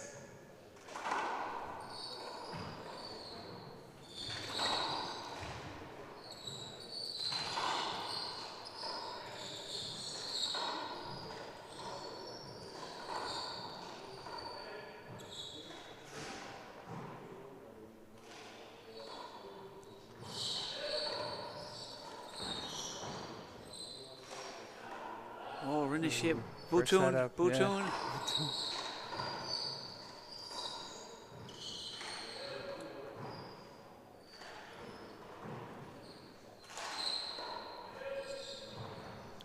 Nice long rally. Bhutan. Rinne shape Bhutan. Oh, and hit the That shoe. might have made it. I have to give him a chance on that. It was up at your just below the knee, and it was still getting there. Yeah, I thought it had a chance. It might have cracked. I'm gonna have to no, can't repeal that one. Replaying. The 9, Cordova serving brothers were 6. thinking it was going down? Yeah, it was going down, and it looked from here it was going down too. Oh, but okay. he had a chance of a kill off the back wall. but it looked. Play it over, that's a screen.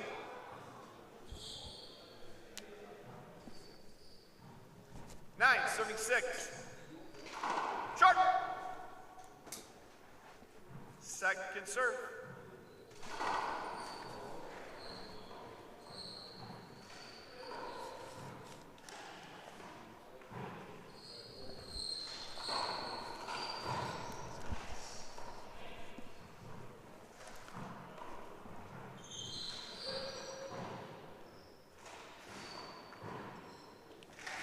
Good safety play here from both brothers. Seguro. Seguro play. Juego seguro, yeah. Right. No one's trying to give any opening. Nice power. Nice. So nice power is tá bulla lorder ige power. Tá bulla lorder ige in asgelge. What's in Spanish? Poder, bola fuerte. Yeah. Nice.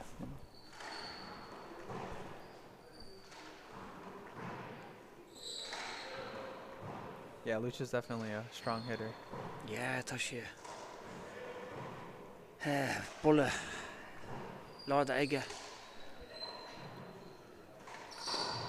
Bola pesada también would be like a heavy ball. Right. Yeah. 10, serving 6. Bulla what? Pesada. Pesada. Yeah. Pesada. Pesado means like heavy. Right, So, yeah. okay.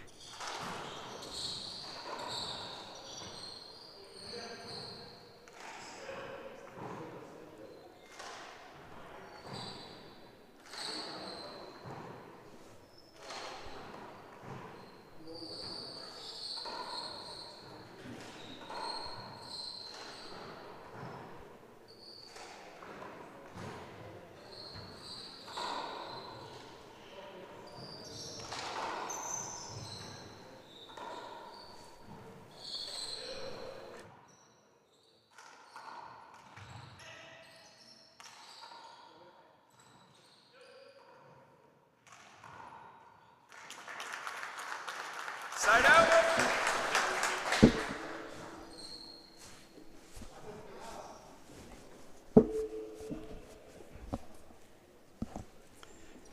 What's going on? You have blood? Did I hear? Let's clean it up. Blood? Yeah, clean you up. You got time. Don't use the mop on it. I mean, for your knee. Or is it on the floor? We'll get something. So we got a bit of blood, and we're just going to clean this up now. And why don't you? There's the guy. We have medical guys that can help take care of it. we'll be back in a second. We're just going to clean this up. 1 second now.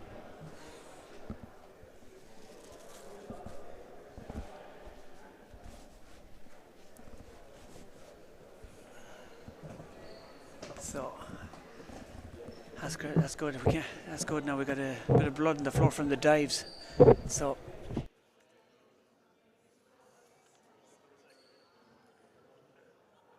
we got it's brother versus brother here. If you've just joined us, and we got the great Quillen Burke. Oh my God! Did you nearly say my name wrong? I wouldn't say your name wrong.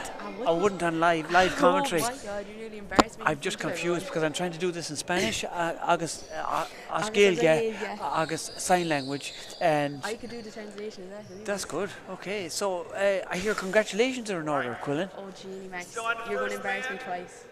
You won the The Open, actually. the Open A plate, the Open plate. The Open plate. Yeah, I was playing Claire there, so.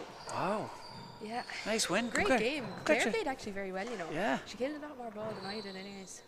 Good. So you came out the lucky side of it. Yeah, just Good. about. Just about. Okay, so resuming play here. We got brother versus brother here.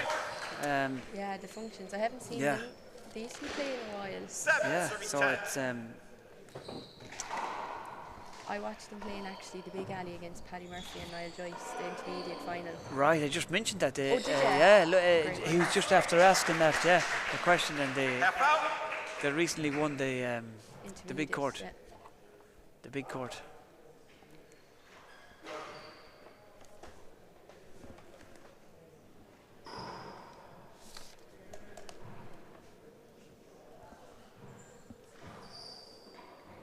So we got a bit of sweat on the floor. What happened here? I missed this. It's just someone just went on the floor and they cut themselves some diving. So blood stuff. yeah.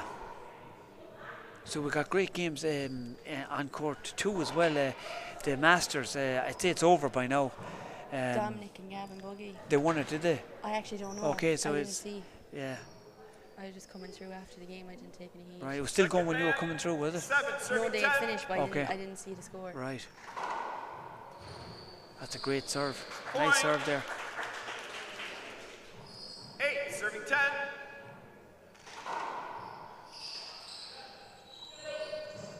Big chance here.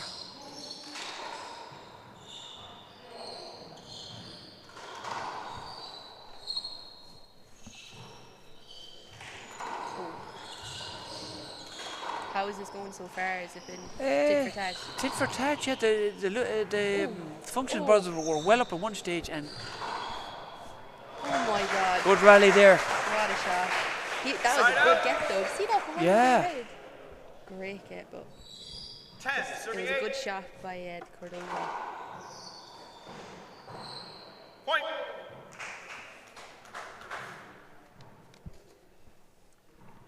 Serving 8.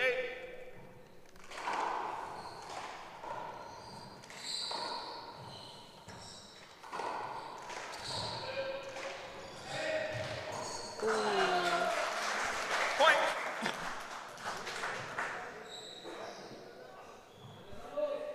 So it's 12-8. 12, serving 8. Now Lucho could rhyme off. He's lethal. He's a bit like Colin Cran. He could rhyme off a few serves here in no time. So. Good recovery. Good recovery. Oh, good shot. Well done. That was a great shot. Great. He's so quick. Into the right corner. Toss you on, two pool.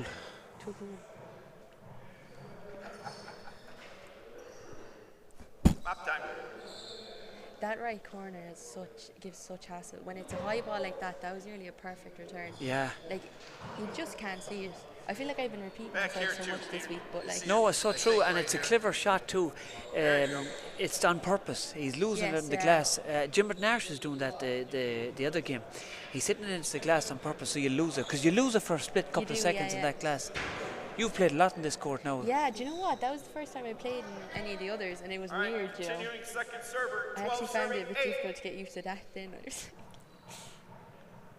But definitely a lot more comfortable than the other ones. So I had Rene Lopez earlier on. He was doing a bit of Spanish, and I was doing a bit of Osceola. But he had to go here to play. He's playing on the court you finished with. Yeah, so. Fair play to him for doing it. So. Did you pick up any Mexican? Oh, I did a couple of words. I should have wrote them down. What's handball? Did you? I didn't ask him.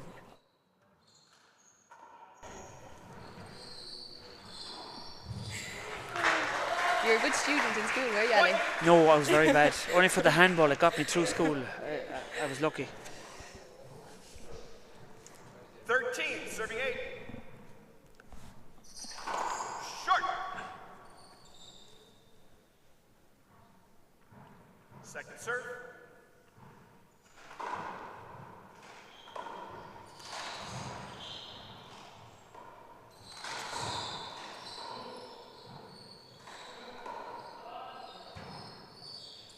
Ooh, unlucky. Point. Game point 14, serving 8. Wow, that happened quick. Game ball. They kind of just, as you said, they rhymed off a few serves. Ooh. Side out. I like the way the two of them sandwiched the middle there. He had to go I around thought them. it was going to be a replay, but He had to take the long route around. yeah. 8, serves 14.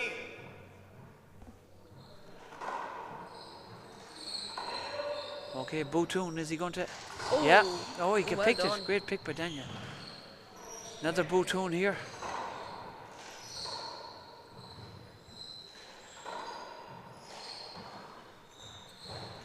Oh. Shot.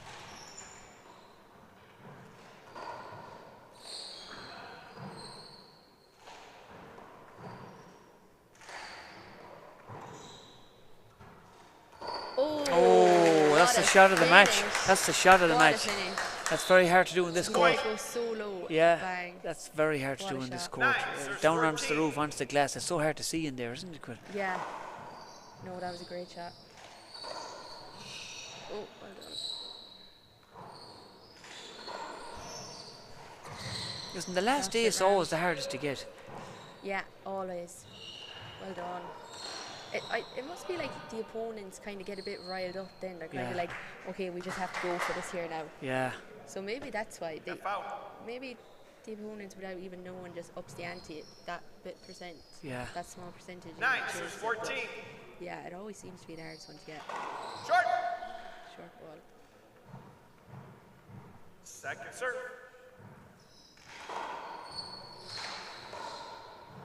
Oh, it skipped. That's the first one I've seen skipping in this court. Maybe the gloves need to be changed or something. There was a few skips yesterday in Robbie's game, and 2 serves 9, serves 14. Yeah, they don't look wet, but maybe it just hit a bad spot. Oh. Side out. That's crucial now. That's a bad miss. No. 14, serving 9. Great spin on that one. Good hop in there.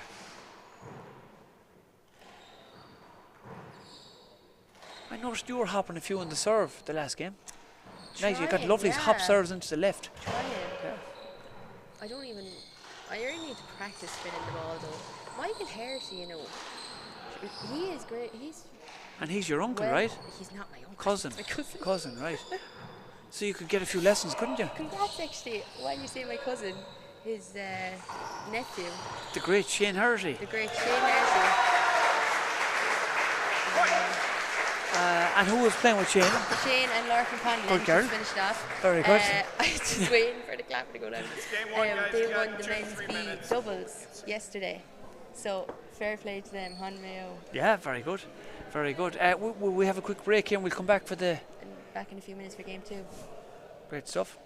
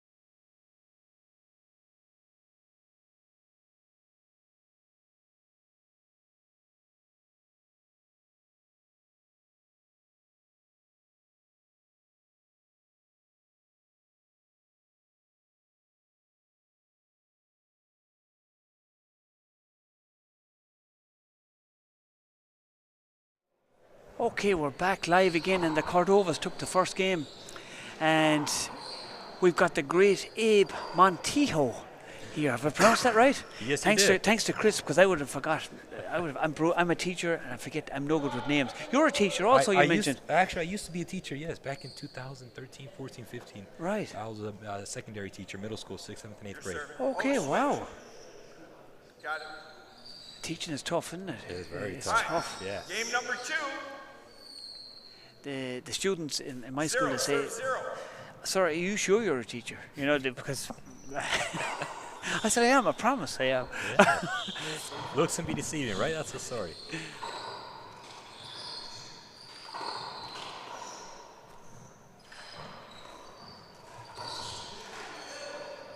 And we got a matchup with brothers, it seems like.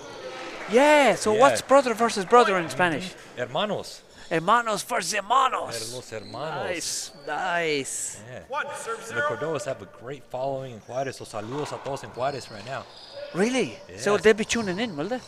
They are. Really? They have a huge following. The city of Juárez is known for terrific out. handball.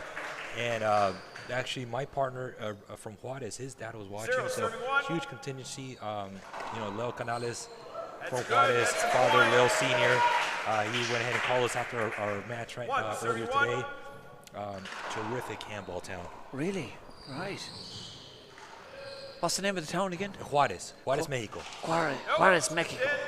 Point. Mexico. And these guys are legends there. I mean, they're Really? phenomenal players, outstanding citizens, 2, 31. and they're winners. And that's what they're known for. And Juárez, they love winners. So what's winner in? Ganadores, campeones. Oh, nice, nice. Well, let's see, will they be winners today? They have a great chance of... oh, that's going to be a replay. No, he let the play go. Oh, wow. Oh, no, it's a late call. And he rolled it out. Late call. I think it's the right call. It is the right call in Dan, fairness, didn't but get his he, shot It's over just here. frustrating. it to was let just the ball late. go one- It was yeah. just late, yeah. They put And it Patrick out, comes in right? and does a flat re-kill. Yeah, lovely. Mouse. What's a mouse? Un ratón. Raton. I can use that one. Raton. Yeah.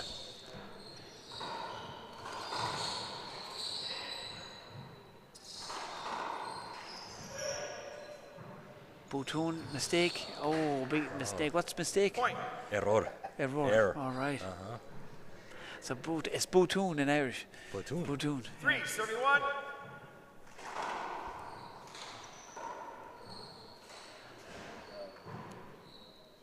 My friend John Bosco, he's a nearly fluent Irish speaker, and he's always given out to me for my pronunciation. But I think I got that one right.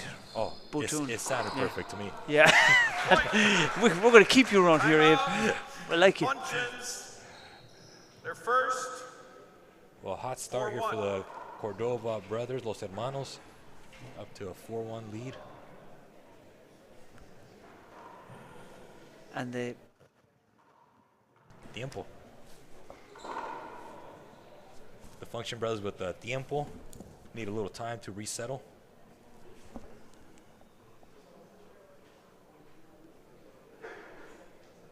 looking good on camera there, Abe. Hey, Yeah. you can't see the sweat marks anymore. Thank you. It's fun a lot earlier.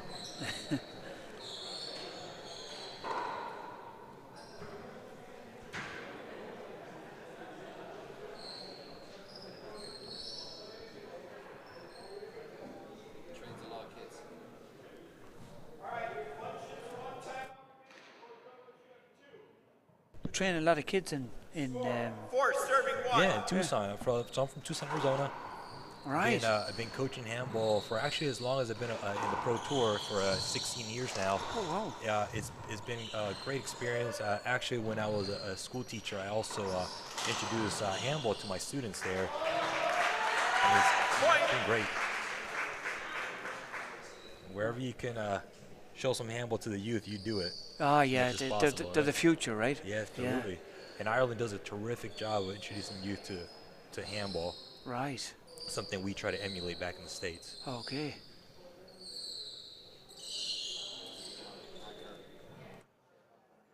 Five, Yeah, I was 71. about to. Chris reminded me there, and I was about to. It was out in the tip of my tongue to ask you about Pat Kirby. He's living in Tucson. Do you ever hear of a guy called Pat Kirby? Oh, absolutely. I've actually seen him there a handful of times. He wouldn't come around too often, Mr. Kirby.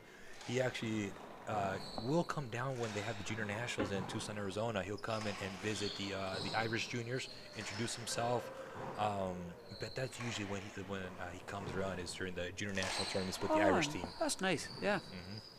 Gentlemen, legend of the game. Yeah. Point. Pat won the world title here in 1970. My co-man here, Chris Gavigan, reminded me that he won in 1970.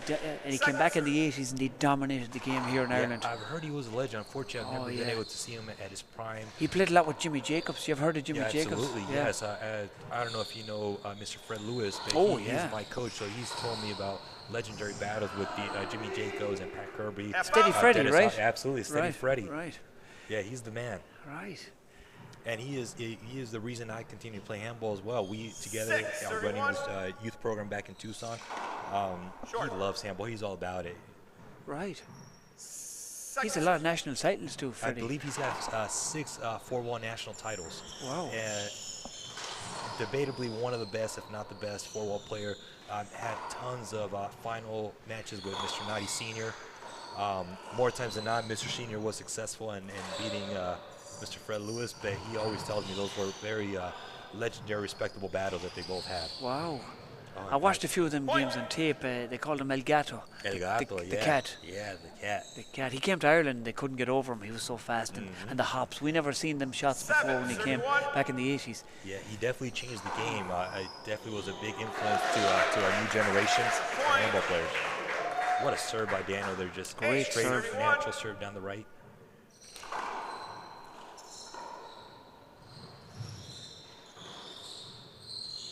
Lovely natural down the right, actually. Hug to the glass. Hug the glass, yeah, isn't it? And in Spanish we call that un efecto, which it's an effect, which it can mean either the natural or reverse hop, but it's called el efecto, un efecto. Un efecto, efecto and un efecto. Just like that, efecto. Efecto, so that works for both sides. Correct. All right. Correct. Efecto, that's nice. Efecto. And it translates in English to effect, but when you're watching handball, that's what you call it. Un efecto means the ball took off, spin. Right. And that's something. Daniel, if anything, Daniel is known for those huge hop serves. When he stands in the left box and hooks it down the middle, sometimes he could just make it. Oh, that's another efecto right there. Otro efecto, sí. Wow. He came over the top of the ball this time. He can do it both ways, can't he? Yes. And he couldn't read that. I mean, it's a tough glass back there, revolving door. Didn't really read it, took it backhand. Right. Do you want to explain to us about the revolving door? Sure. What is that? I hear the great Dave Vincent talking about it a lot. Absolutely. Yeah, so, when you serve down the left wall, what you're going for is a straight shot, one that doesn't clip That's the left one there, side. right? That's right there. That's a revolving door, right. Which means it spins around to the opponent, your opponent's strong hand, which is typically the right hand. It makes it easy to put a lot of power on it, and it's an offensive shot, offensive opportunity. So if you're serving, that's the one shot you don't want to hit. It puts you in a terrible position to win the next rally. Right, so the revolving door is a setup. Correct. Okay. Correct.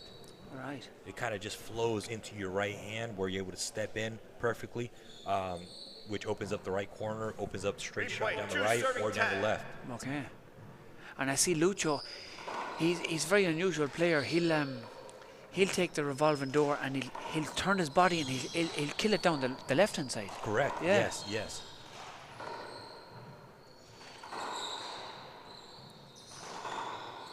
Oh, you see Peter there with a great fist through wall pass. Yeah. Comes in. Tá sé bulla láda aige. He's a strong hitter with that left, Muy fuerte. Muy fuerte, strong. Very strong. Right. Unforced error there by Peter. Half out.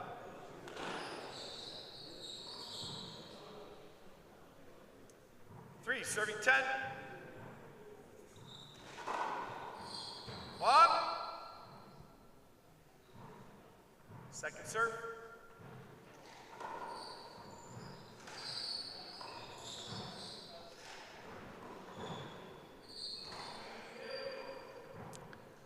And it's a bouton, and he went for it, but it skipped in. Unsuccessful, yeah. yes. Side out. So there was a mistake. I just said there was a mistake from the Cordovas, and he went for the kill. What's mistake in Spanish? Errores, errors. Okay. Here's. Second serve. A tough serve there by Point. Lucho. Great serve. It skipped off the wall Yeah, there. just nicks that left crack. 11, Right. serving 3. Lucho's a very intelligent player. I see him using the glass to camouflage, and you lose that ball. Yeah. You played in there, right? Yes, so, correct. So you lose that ball, and I noticed Jimmer Nash was doing it in the other game. He'll hit that ball, and you lose it for a few seconds off the glass. Did you notice that? Yeah, absolutely. So it's a tough glass, and when you hit the ball high, like we see this rally here, all 4 players are overhand swinging right now. You don't just see the ball, you see the lighting that's right next to the flags. So you really have to focus and follow the ball from the front wall all the way to your hand.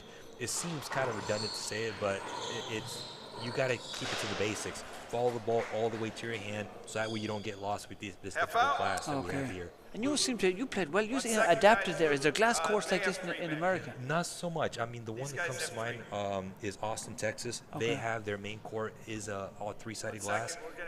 But usually you don't see many 3-sided glass courts in America.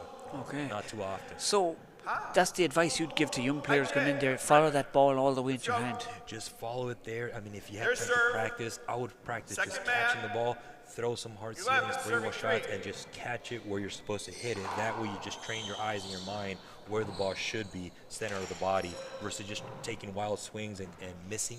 If you're missing your swings, then you're not really getting better at it. But if you start by just simply catching the ball, that kind of trains your mind as to where the ball should be. And then it just becomes muscle memory from there when you swing at it. Right, that's good. That's good advice. For any young kids out there, or even adults, that's great advice from Abe. So I see. While you're talking there, I seen Daniel Cordova. Even in play, he can put effecto on the ball. See? During the rallies, he's putting. Yeah, and he slices the ball very nicely when he passes right, passes left. Something that Lucho does very well. Even on his underhand, they're used to playing a game in Mexico called frontón, which is it would be Mexico's big alley. Oh, really? It's 2 walls, so okay. You got the extended left wall that goes about, I hope I'm right, about 120 feet back. And this underhand stroke is necessary, just like 60 by 30 is necessary, but these guys put that effecto on the ball as well, which helps the ball carry. Instead of just staying flat in the front wall, they spin it so that it carries further back. Okay, so they kind of roll it off the hand to carry it. Yes. See, from the palm down to the fingers, they roll it to lift it. Yeah. Okay. That's interesting. And have they got side walls or no side walls?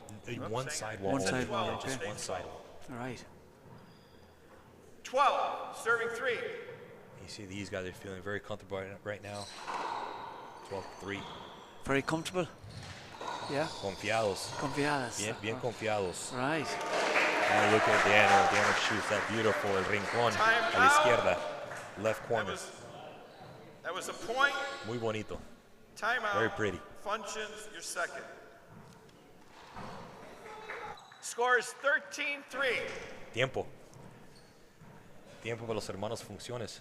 Nice. Nice. So what do you think the Functions have to do now to get back in this match, Abe? Well, Peter is the strong player of the two, I would say. So for Patrick, he wants to try to get Peter some setup. So that means getting in there, retrieving the ball, push these hermanos back, because when they're in the front court, they're just so strong and they got good hands. So anything that you leave up, they're going to hurt you. They're going to punish you.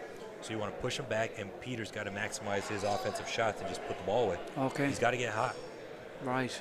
And if he doesn't get hot, he has to keep shooting until he does get hot. Correct. Right. Yeah, you don't come back just by being passive. You have to find some offense. And you find offense by shooting the ball.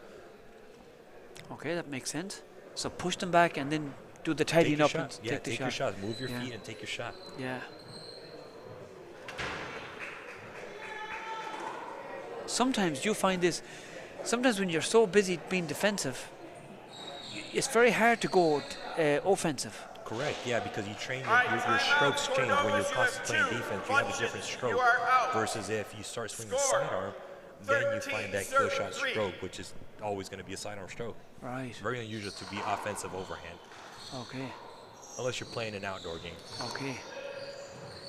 Unless you're Shorty Ruiz. Yeah, unless you're Shorty Ruiz. Can kill that ball from any height. Shorty and Daniel as well. Daniel Relihan has a great tomahawk fist. Daniel specialises in it. Yeah, he's amazing to watch. He got pretty beat up in this tournament, though. Wow. He did. He fought like a warrior, though. Much respect to him. He did. Mucho respeto. And he has a rally here. Here's an opportunity for Peter. Chooses to keep the rally engaged.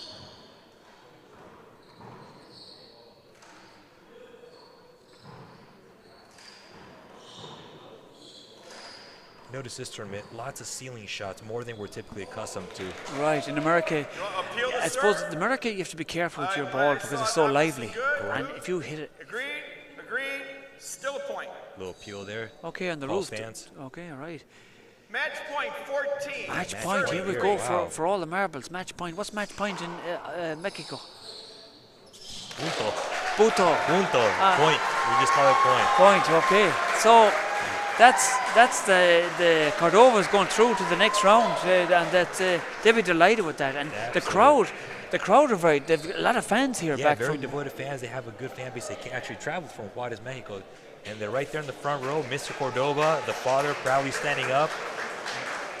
That's a proud papa right there. Right, really? Okay.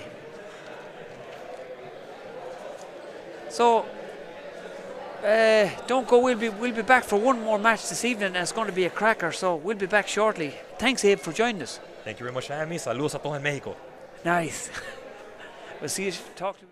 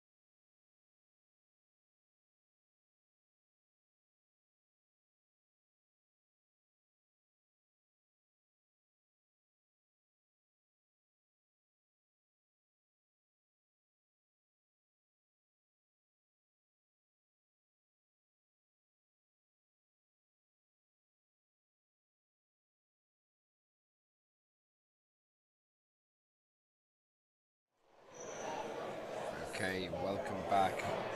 Fulcher Road to Bork and Corky. We're here at the National Handball Centre in Crow Park for the last game of the day on the centre court. This is going to be an absolute barn burner. We have Team America's Ivan Burgos and Ray Ure against Team Ireland's official representatives, the winner of the team trials back in September, Robbie McCarthy and Joe McCann. And I'm joined by a very special guest, not international at all like our last couple of guests, but from Belfast we've got Seamus O'Toole. Seamus, welcome to the broadcast. It's great to have you on board. Gurl Moigad, Chris, is Iontalk of anseo, Harvey Sasta of anseo, don't cleha more. Thanks a million. Just delighted to be up and here for the big game. Really looking forward to it because Ray and Ivan have watched a couple of their games so far and they're absolute all action. And I know Robbie will obviously be disappointed having gone out of the singles, and Joe had a pretty tough week in the Masters as well, getting through to the semi-final and losing that in a brilliant game to Brendan Fleming, and I'm sure they've taken its toll on Joe. So it should be close, it should be a good game, it should be exciting, you know, loads of action, loads of covers, loads of kills and dives and stuff, so really looking forward to it. Yeah, this is, I think what we'll see is kind of different types of strategies. Ivan and Ray, Joe McCann and Robbie McCarthy. Like watching them yesterday, they kind of cross back and forth and they cover the court. Okay, lads, just kind of tiebreaker they're 11, an unusual style doubles. Whereas I imagine Robbie and Joe are going to play very traditional, where Joe covers that right hand side, maybe covers some of the front end. Yeah. Robbie will go try and dominate the game from the back of the court. But yeah, 100% right. It's two different types of strategy, and now you see right away Ray action-packed, absolute flat roulette. 1-0. Yes, you're right about the different types of strategy, but what I've noticed is both teams have a real good understanding of each other. Yes. They really have a real good connection. Both know where they are, both know where they'll be, and that's crucial in doubles. We've seen a few doubles teams thrown together coming into the tournament and maybe haven't had much experience together, and that tells, that gets found out eventually. Robbie goes and flattens that one, a loose ball off the backle. I was chatting to Ray yesterday, James, and Ray, he wasn't too happy with that they were the 7th seeds, seeing that they went 11-10 with Martin or maybe it was 11-7. With Martin and Killian in the USHA national finals earlier on in the year. I think they were in the national finals the last 2 years running. So he thought they were a little underseeded. Yeah, well, I mean, and that's brilliant motivation as well. You know, you can take that one of two ways. You can feel sorry for yourself, or you can use it to light a fire. And it's plain to see that Ray this week has been using that to light a fire, and he's been on a mission. They're a cracking doubles pair, two totally different shapes and styles of humans, you know. Yeah, they sure are. Ivan, he just kind of, the minute I saw him playing, he almost reminded me of Roberto Duran, the Panamanian boxer. 100%. You know, doesn't he have that? He has the hair and the stance and the sort of footwork, and you know, and you can see the urges. He's so sharp. Oh, he's so quick. He's electric. He played Jim Kearns in the early rounds, I think at the round of 32, and he blitzed out the first 10 points. He went 10-0 up on Jeremy, and literally didn't give Jeremy any brief time to move. He just immediately just got stuck in. Now got well beaten by Killian after that, but gotta say Ray Ure has probably been the talk of the place. Yeah, such a talented boy. 22 years old. Yep. Just after making his first race for 8 final a couple of weeks ago, brought Jim and Nash to a tie break and played some of the most scintillating handball we've seen all week. Yeah, and I think I overheard him having a conversation with a couple of other people about, you know, he would be a track and field athlete and at college as well, but he's been focusing on his handball this past while, and you can see that that's been paying off. By Joe. Joe McCann, you know, Joe's a really experienced doubles player. You know, Joe has That's another bad hand there. So yeah, Ray's taking a 10-minute there. You see 4 bad hand errors by both players in the last few minutes. Ray making 2 and Ivan making 2. Could be down to early nerves, early jitters. Yeah, but I know you were just about to say Joe has big time doubles experience. He won the 2009 senior doubles with Desi Keegan. Yeah. They beat Michael Finnegan and Paul Brady that day. And myself and Ricky McCann played them in the quarterfinals that year, and they just had. I mean, Joe's played with Vinny, Joe's played with Desi, Joe's played with Campbell. Joe, and every single time he's just slotted seamlessly into those teams. He's a brilliant right-sided doubles player, and I think that's obviously why they came through the trials, and obviously how they've been doing so well. 10 seconds. And Robbie's Robbie. You know, when Robbie's on fire, which he wasn't in the singles. Not to take anything away from from David, it was an amazing achievement for him. But I just caught a bit of that after our game. And Robbie, I've never seen Robbie make as many hand errors. Yeah, it was very deflated, and for someone that's usually so calm under pressure, he just didn't look himself. He was disgusted at himself, and he was angry. And usually you wouldn't see that type of emotion out of him. I can't remember him. Maybe the early years where he was losing 60 by 30 files. That type of emotion was coming out. Well, I remember Robbie as a kid, you know, when we would have been playing sort of under 21s and stuff. Robbie would have been coming through at 16s, and he was a live wire. You know, he was all emotion. He was all wore his heart on his sleeve on the court.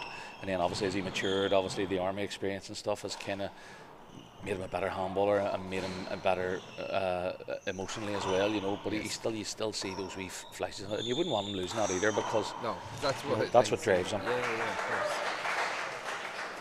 Team Ireland is very solid here. Yeah, good start, 5-1, nice early lead.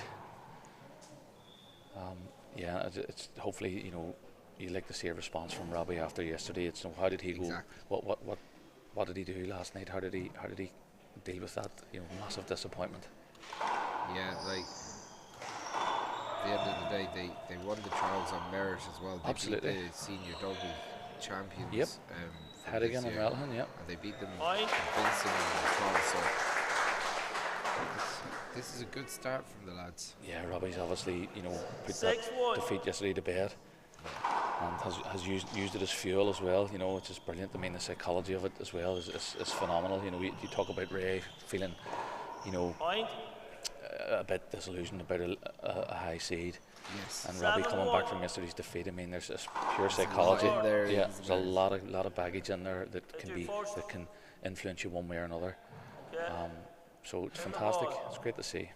Yeah. So the winners of this match are going to play Daniel and Luis Cordova in the semi-finals tomorrow evening. That's going to be a great game. Unbelievable. And in the other side, another bad error. Killian and Martin are going to be playing today, Montier. So some serious doubles teams there. You know, really stacked with talent. The two Cordova brothers from Mexico, you know, they have just been in dominant form, taking out some of the senior champions. They've kind of grown in. Today there was a completely different performance than what they've had previous in the tournament. Because they went 11-10 with Gavin Coyle and Joe Dillon, and they were 9-3 down in that tiebreaker. Yeah. And now Gavin and Joe will be very disappointed. What a shot by Joe! Unbelievable. And that's what a right side doubles player does. When he backs his teammate up, he gets into those awkward corners. You know, it's fantastic. Absolutely brilliant to see. Yeah, class stuff from Joe. But you say, I watched the game, Coyle and Dillon against them both, and they were gone. Like, you know, the two of them were gone, and they fought back and they won 11-10. And I mean, that's going to be a great experience. Those two young lads for Dillon and Coyle. I mean, I was watching it with just eyes. Absolutely. They played so well. Wide open. But again, as things got tight and it was quite a messy game, Daniel and Luis were all over the shop. Yeah, and it kind of got maybe took a little bit of the momentum away from Gavin and Joe at the time. I think they drew on all their experience and sort of killed their momentum a wee bit. And you know, they look like they're quite lazy-looking players, Yes. but they're so effective. You know, and their movement, their diving Their about. hands. The last game, I mean, they took the two Function brothers out. You know, Dismantled them. out by the route, as we say in Belfast, and Exactly. absolutely destroyed them. And just made boys out of them. I actually fancied Peter and Patrick a wee bit after watching that game there, and I thought, you know, the Functions could go on. Obviously, they're both senior semi-finalists as well the last couple of years. So they've been at the business end a lot the last couple of years. Yeah. And just after winning the intermediate 60x30 Yeah. championship as well, after limited amount of time back in the courts. So Most of this them are is really a big bad. lead for Ireland. 11-1 up. Ray So and many hand errors by Ray. Really, really poor in terms of, you know, Joe's great picking by Joe. You know, he's just all over those corners. Oh, a wee bit of a misunderstanding by Ivan. And yeah, that's why I was just saying that they do weird things like that. Yeah. Again. But Ray has obviously. Oh, what a shot by Robbie! A phenomenal shot. Smart. I mean, he waited for Ray to make the move and he just opened up his hand. Peripheral vision there, phenomenal. I mean, to pull off a pass shot in singles is hard enough. To do it in doubles is nearly impossible, and that was absolute perfection. Another loose one by Ray. Joe pounces on it. Joe up there again. Oh, nice kill by Ivan. Just a paddle, took the sting out of it. Great stuff. You made your TV debut during the week? Oh, we've been on a few times now beforehand, you know. Any chance we get, obviously, to promote our game, you know, I'm all for it. So when Jaglin and his team came up and floated the idea, I thought it was a great idea. Joe, it turned up. It's a beautiful documentary, and it turned out, and hopefully it's going to lead to more, because there's more in that story. That's good. I could maybe get out of this teaching career and get into my acting career. Hollywood's calling you. Yeah, fantastic. Perfect. So yeah, on Saturday, that documentary Liathróid made by Jaglin is going to be reshown on Saturday on TG4. So lovely. Try and make sure you see that. That'll be a nice little. Yeah, well, if there's going to be follow-up documentaries, I might look to get an agent or something, you know, and just try and. I'll be your agent. I only take 15%. That's fine. No worries. 15% of nothing's not much, Chris. So I'm happy enough with that deal. Yeah, but it's the workload that I want. I want a very easy. Oh, nice. It's a great shot. Just the way he came across the ball and took the power and the sting totally out of it. That's a phenomenal shot. It's just like a half spike, isn't it? Yeah, straightened it up and kept it down. Amazing shot. Hit your foot. Bounce first. Ground first. Short ball, thanks. Yeah, so Ray and Ivan need to get some scores on the doors here, because this game is in the process of getting real away from them very quickly. Yeah. One thing I'll say is that when I was doing Ray's match with Diarmuid, like Ray scores in big bunches. No. There looked like there was contact.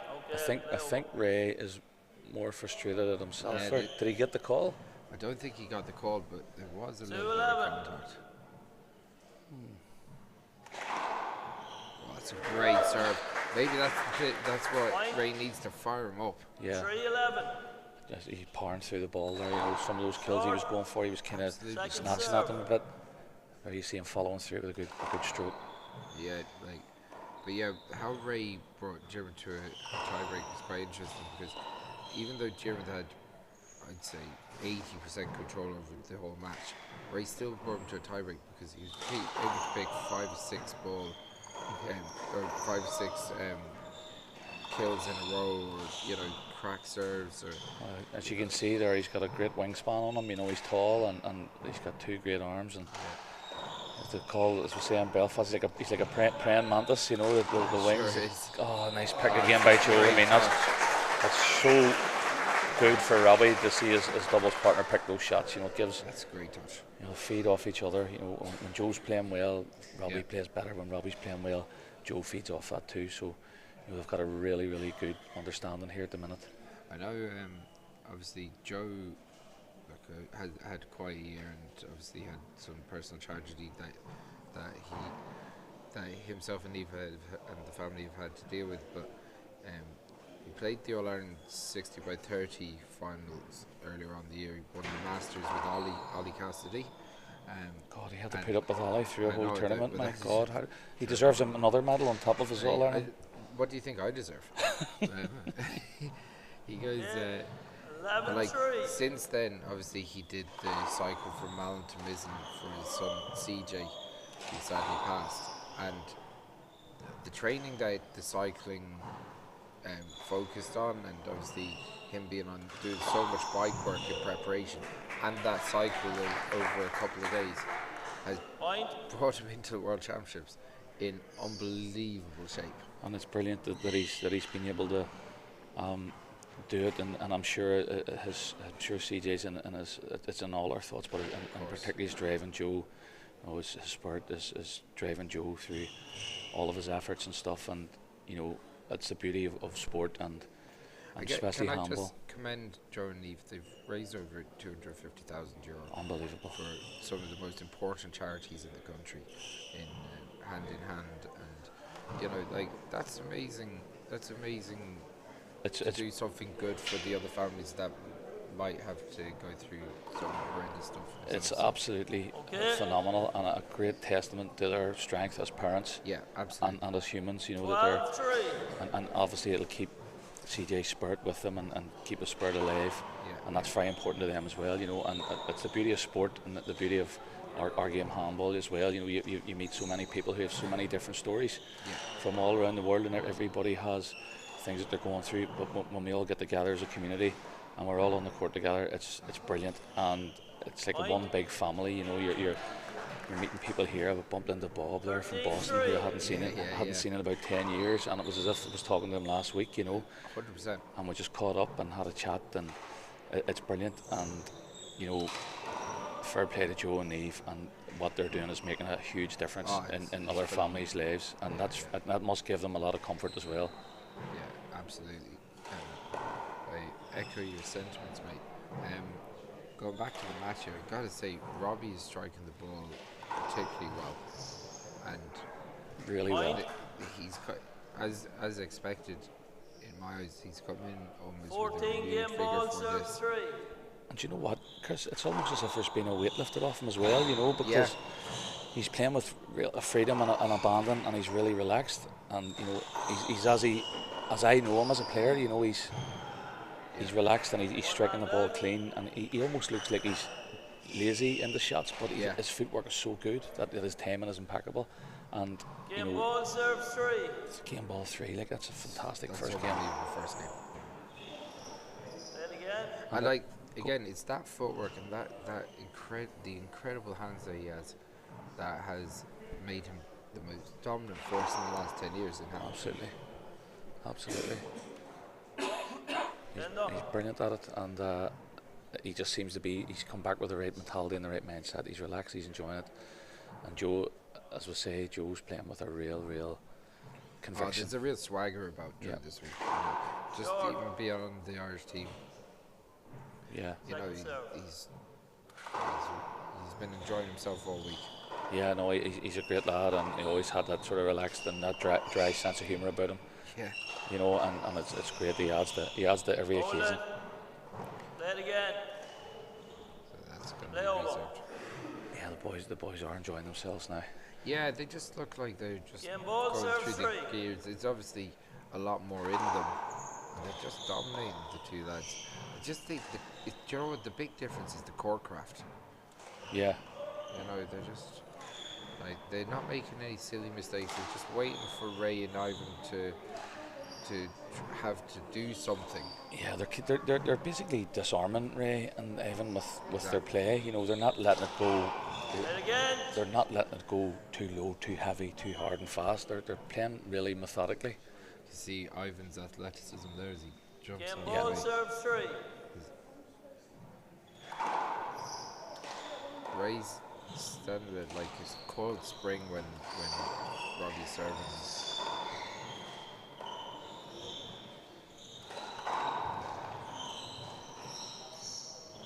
He's all action, He really. sure is. Avon, isn't he? He sure is. He's like.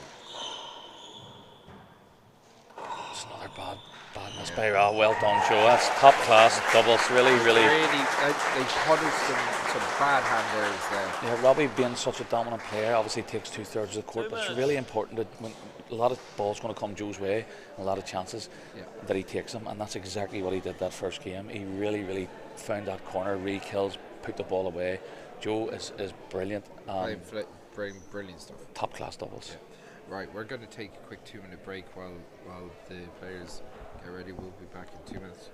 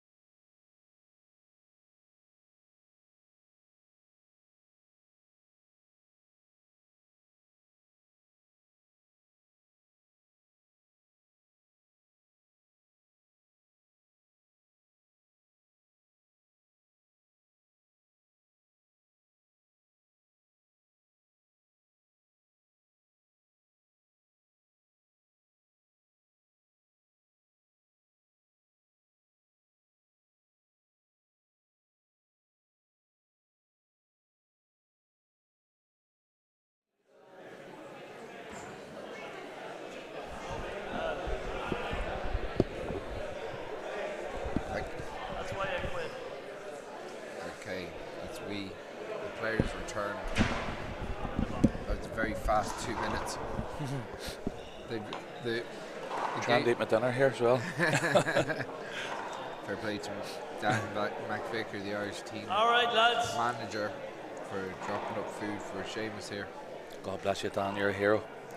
Starving. Seamus' check is in the post. Second game.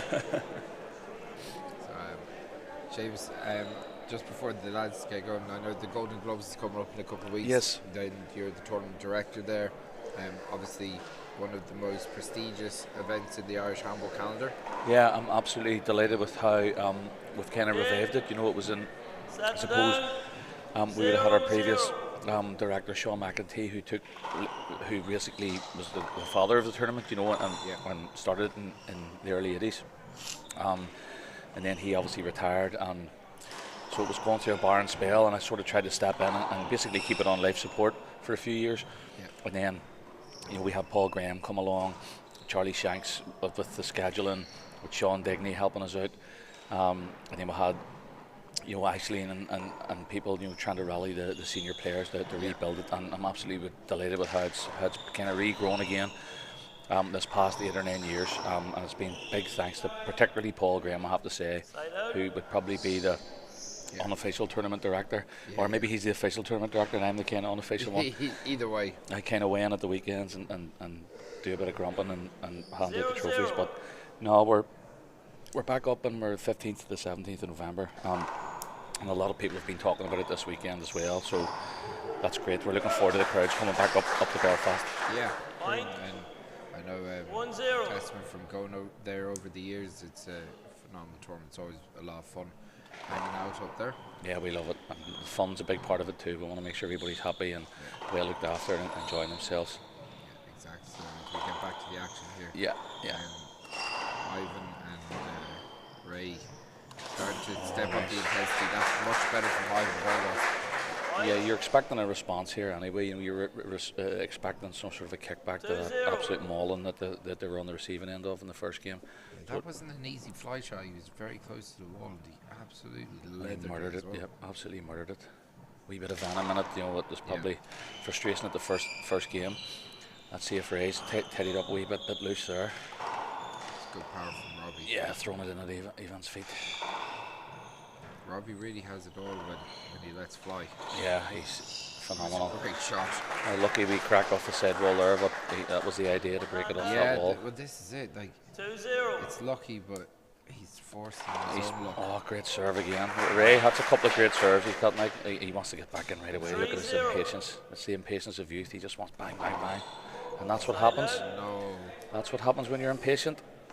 So the lads are trying to force the action here a bit, and a little bit of impatience. Maybe a big game nerves comes into it as well. Yeah, you can just tell, you know, Ray, as we said before the game, like Ray and Ivan are all action, and they want game on, play, bang, bang, bang. And Robbie and Joe have kind of disarmed them.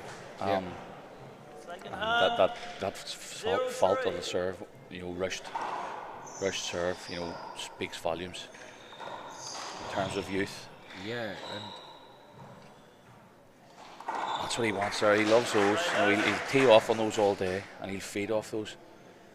Yeah, absolutely. 3-0. To be honest, the way, well, look, Ivan and Ray, two very talented Americans, and I know they don't play that much doubles together, so it's not that surprising to me. It's taken them a while to settle. Yeah. You know, and Robbie and Joe, in terms of big game experience, of years. Yeah. And like years in the bank. So they kind of the difference, I suppose, and you can see it sort of working out here, is that Ray and Ivan are feeding off energy. They're feeding off kills. Yes. They're feeding off that. They kind of jail them a bit more. Whereas Robbie's lovely probably Joe, the lovely. I've taken that away from you. Absolutely, and Joe as well. Like, Joe's cool, collected. He's got a real head on his shoulders, and you could see that last return of server was absolutely top class.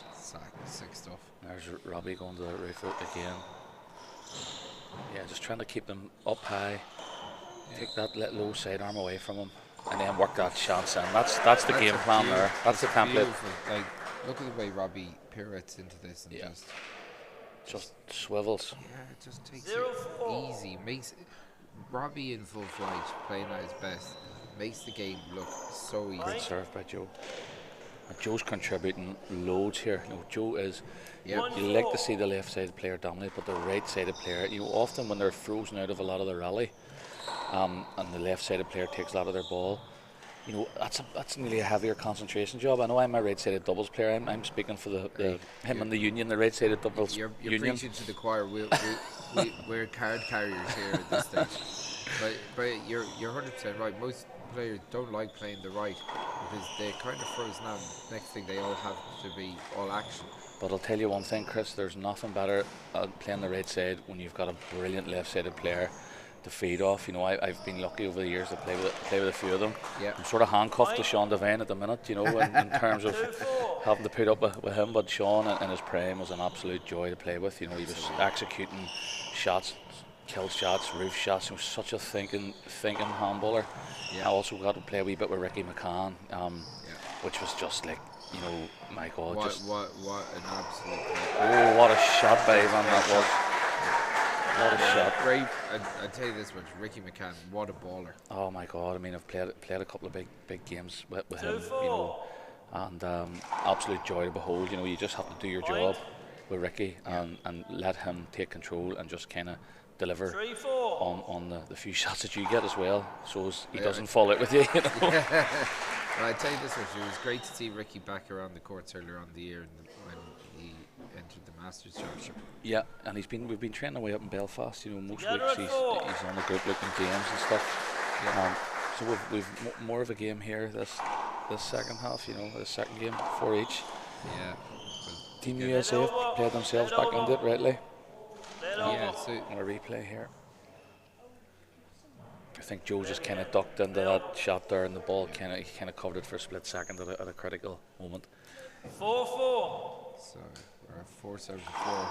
Short. Team Ireland with a big game 1 lead. Short ball on the line. Yeah, I think Michael got that right. Yeah. Both agree, 1 short. Just seeing Owen Kennedy in the crowd there, brilliant, great to see him. Legend, absolute legend of the game. Yeah, so you couldn't get a bigger legend than Owen Oh Kennedy. my God. He's going to be putting on an exhibition in the Big Alley 60 by 30 court in a little while, and a special treat for you as well. The minor champion John Hay, or the minor champion for the hardball this year, John Hayes will be playing Travis Gibbons in the hardball demonstration as well. Lovely. All codes catered for, absolutely beautiful. So we know this is it was a little bit of a last minute decision, and a good decision. Yeah, good decision. Any decision to involve Owen Kennedy is a good decision. Yeah, so Owen's going to be playing Brian Carroll as well, another gentleman of the game, and a man that has 10 senior doubles titles in 6 by 30. Had the opportunity of coming up against Brian and Owen in our younger years in nationals and doubles championships and stuff. It's brilliant. It's just a great era to have played in. So many legends. I suppose it probably impacted on the amount of medals that myself and Sean ended up getting in the end. But when you think about it, like, it was just a phenomenal era for handball. And there's still one of them still knocking about at the top tier, in Paul Brady. So yeah, it's incredible that he's lasted as he does. He's making Egypt out of us all, and Ivan just absolutely murdered that re-kill as well. So the boys have found a bit of rhythm here. Robbie lashing out in frustration there. A little bit of frustration. He was so calm earlier. Yeah. Oh, it's all good when you're winning. Yeah. Ray again is getting aggressive, getting on the front foot here. Passes and kills every opportunity. Oh, skipped it in. Got away with that one. Let's see if we can get a few scores on the board here. So Ray and Ivan with a 2-point lead here, 6-4, second game. You're always going to get a response, you know what I mean, to that hammer in the first game. So it's just about Joe and Robbie weathering the storm here if they can. And again, such explosive players like that, they're going to have a burst of form. But absolutely. If Team Ireland go back to their game plan, just think that they can weather the storm and get the... Yeah, and you can see that's exactly what they're doing here at the minute, Chris. You know, going to the roof, slowing it down, taking that sting out of it, putting Ray up top. There he goes again, yeah. Clear strategy here at the minute. See if they get the chance. Here's an opportunity. That's an opportunity. Robbie goes for the pass. Joe tries to handcuff Ivan there. Yeah, Joe covering great ground up front. Oh, great shot by Ivan. Ivan's just found a wee bit of form here, and he's putting a lot of ball away that maybe Ray isn't. Yeah, he started his second game really well, Ivan. Oh, that head to Joe was a short. Came over here with, in fairness, they came over with high expectations. Yeah, I think Joe's trying to have a debate with Michael Finnegan here about right-sided doubles play, and if there's anybody you don't want to question about their understanding of what right-sided doubles play is, it's Michael Finnegan. Probably for me the best ever right-sided doubles player in history. Gotta say that Michael won 2 open doubles titles in 2003 and 2009, when the open doubles with Paul Brady in 2003 and Owen Kennedy in 2009. So don't know if that was making it, was it? Maybe. It looked like he was going to hit the side also. I think Robbie's maybe questioning that. Did it hit Joe? Is he saying it hit Joe? I thought it hit Ray. It's a play over. A replay anyway. 6-4, play over. Yeah, well, Michael, I mean, that's how good Michael Finnegan is. He can go in with any player and go right-sided and win a world title like he did with Owen Kennedy. I remember that was a last-minute decision in Portland. What a decision it was. Like, 7-4. Obviously, Paul was carrying a quad injury going into the championship, and to play singles and doubles would have been too much of an ask. Yeah. Especially since he barely got through the final that year against Alan Garner. Yeah. Having to take a full allotted 15 minutes in That's 3 right. timeouts. So the doubles wouldn't have been an option later on that day anyway. But it worked out well for Michael, you know, in particular as well, because and Owen as well, you know. But look, for me, Michael Finnegan, I mean, he was just a template, you know. Growing up, again, had the opportunity to play doubles against Michael with myself and Stevie Madden, God rest his soul. Played against Michael and Paul in an Ulster Senior Doubles final many moons ago. There's another bad miss by Ray, and Michael just so solid. You know, as good as Joe is here, like Michael was just unerring. Like. So big shout out to anyone watching online in the chat. I know Marisol Maldonado was saying, "Let's go Ray and Ivan," and Small Boy Shooters also supporting Ray and Ivan here. And we've got a good Belfast contingent tuned in as well, and the St Paul's handballers who are getting ready for the Golden Gloves as well, but also for our annual Christmas Beano. What a pick by Joe! What a pick! That's madness. If they win this rally, and again. Joe pulls out last second. My God, what a series of picks! That's outrageous stuff from Robbie. Robbie just read where he was going. Robbie, will he paddle it? That's a nice shot. Great roof by Ray. That's a brilliant right. Ray just so impatient. Just wants that ball murdered. Oh, what a lovely shot. Oh my God, what a shot by Robbie McCarthy. He lets the ball drop and basically just redirects it. Totally disguised it, took the sting out of it, and Ivan was on it as well. He was so unlucky not to do the re-kill. Oh, crazy shot. It's that is outrageous stuff from Robbie. That's what he can do. Opened his body up and just dropped it in the far corner. It was going to take a shot like that to finish the rally because everybody was on top of every other shot. Well, it just shows, like, Robbie's hands. They're absolutely outrageous. Yeah, his technique is like no other. You know, he just, as I say, he almost looks lazy, but his timing and his positioning, it's all down to hard work. And the best players. That's stuff that's just timing. Yep. And that is hard work as well. You know, that even though it looks almost lazy, the technique, it's all about the hard work to get to that point. And there he is again. Oh, good. Well, I suppose good call by Michael. Yeah. Yeah. In fairness, Michael did try and let it go a bit. Let it go a bit, but you know, it's not easy in there. I tell you. No, it doesn't get any easier when you go to the 45s. I tell you. No, far from it. But oh, great serve. Good serve.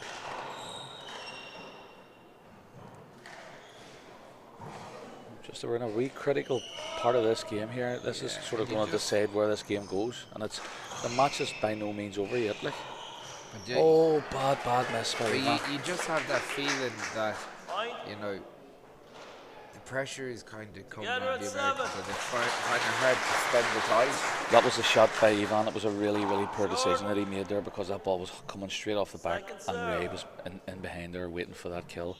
And Ray just pulled his hand at it, snapped, trying to do the right thing, of course, but just letting the rush of blood go to his head. This is where Ray wants it here. Oh, bad miss. Smart shot by Robbie. Yeah. Oh, that's a good shot as well. Just took a wee bit of spin, just took it away from Ray as he went in on top of it. Robbie just dropped across it and took it a wee bit away from him, away from his fingertips. It's a really good game. I mean, this is much more competitive. Yeah, the momentum is with Ireland at the moment, and you got to say that just the core craft and the intelligence and you know maybe the more extensive doubles play. Yeah. That's kind of shown here. Absolutely. Like Ray and Ivan they have one gear and one game plan, and that's to blast you out of it, and they're very good. It is. It's that sort of traditional American style where they come up against almost one-wallers, where they're trying to cut the ball off early, they're trying to bang it in, and you know, straight line kills and cut the ball off early, and they want to dictate the pace, they want to dictate the speed, and Robbie and Joe just aren't letting them do it. No, they're like, if it was in terms of putting a game plan in place and making it work, the Irish pair are just. They're making it happen. Yeah. You know, they're enforcing their game plan on the Americans. They're just like, they find it hard to find an answer for a style like Robbie that can dictate the play, move it left and right, and then drop it in the corner or blast it. He can do it all. And Joe, He's a very complete player. And Joe's in his element as well over on that right side. You know, Joe loves it. Joe lives on that right corner, right side of the court, and you can see he's in his natural habitat as well. Absolutely, he's in great form here, and that's very enjoyable. And the doubles has been brilliant all week. Even, you know, the Masters doubles there as well. You know, just seen a cracking game. Dominic Lynch and Gavin Buggy what a game that was. Against David Hope and Pat Conway. Just fantastic, you know. And that doubles play, and Dominic and Gavin have been playing together for a long time as well. And they love any chance to come together for the Worlds. And they just got over the line today. Their experience got them through. Yeah, they're going to meet Michael Gregan and James Brady. It's going to be a brilliant game. Looking forward to that. Really looking forward to it. The Masters standard this year has been top class. I mean, we in it ourselves, myself and Sean, and obviously Pat and David won the tiebreaker with them yesterday. It was it's great to see so many ex-players, you know, going into Masters. I know it wouldn't be everybody's cup of tea, you know, to continue post-senior, and a few of them don't. But when you've got the likes of Michael Gregan and Gavin Buggy and Dominic Lynch, you know, it really gives us the kudos that it deserves. Absolutely, and the standard of the Masters this year, the All-Ireland Championship and Let over. He put his hand Masters up. Championship. Let over. He put his hand up. He pulled out. It's hard to hear in there. I think one of the girl players was commentating earlier that you heard nothing when they were in there, which is brilliant for the players, but obviously not great for the officials. Yeah, I thought that they were going to be piped into the PA system out here, so yeah. Maybe we'll have to have a look at that for tomorrow. Yeah. I know tomorrow it's going to be an unbelievably busy day. Yeah. Semi-finals. It's a plate game as well, which are going to be interesting. Yes, myself and Sean are in the old lads plate division final, so looking forward to that as well. It's outrageous stuff. Oh my God, Robbie got that again. He's on it. He's on it. Outside, and he's got it up. Best rally. Oh my God. Oh my God! Missed it. Look at Robbie McCarthy. Robbie just screams in his face. Scandalous. Top class. That's what I love about doubles. You get rallies like this, it's absolutely breathtaking stuff. Oh my God. Outrageous play by Team Ireland. Well deserved. And you know what? Ivan was like, he had 3 winners there. Both boys were on their knees. Team Ireland were on their knees 2 or 3 times during the course of that rally, and they bounced up, won it back. You see what it means to Robbie there? He lets out a roar. Just top class. It's absolute madness. Jeepers. That's what we love about doubles. Makes it a great game. Chris Kiefer says an exciting match, keep it going. Ray and Ivan and McGarry says, come on, Joseph. So Team Ireland getting a bit of love in the chat. Yes, so Ross are fad tan Claire Shaw, Dog Credge Moy, Joe, August Robbie, Egimerch, Kahintach, Acton Americani, Egtridge Law, August Tashit Gafoil, Tashit Gamoy, so Claire Shaw. So basically, ain't a similar to Harley, and it's the punchy Shaw to Rowan, to Shore Doy. A bit of a wipe of the court. I'd say there's plenty to mop up after that rally. Blood, sweat and tears. Team Ireland take a quick time out. Yeah. Robbie comes to compose himself. Robbie Senior, just a few wee words of encouragement. A brilliant player in his own time. Remember him and Billy Silcott, some fantastic rallies in games back in the day, the glory days, the old black and white days of handball. Brilliant stuff. Sure. Before my time. What a rally. Really getting real value for 9-7. 9-7. Robbie and Joe. Good to see. Nice. Ivan has been, I have to say, taking that ball early and keeping it down. It's brilliant. He's taking it from shoulder height and murdering it. But you know, like, again, it's unorthodox because you wouldn't see the right side double player stick his left hand out like that. No. Generally.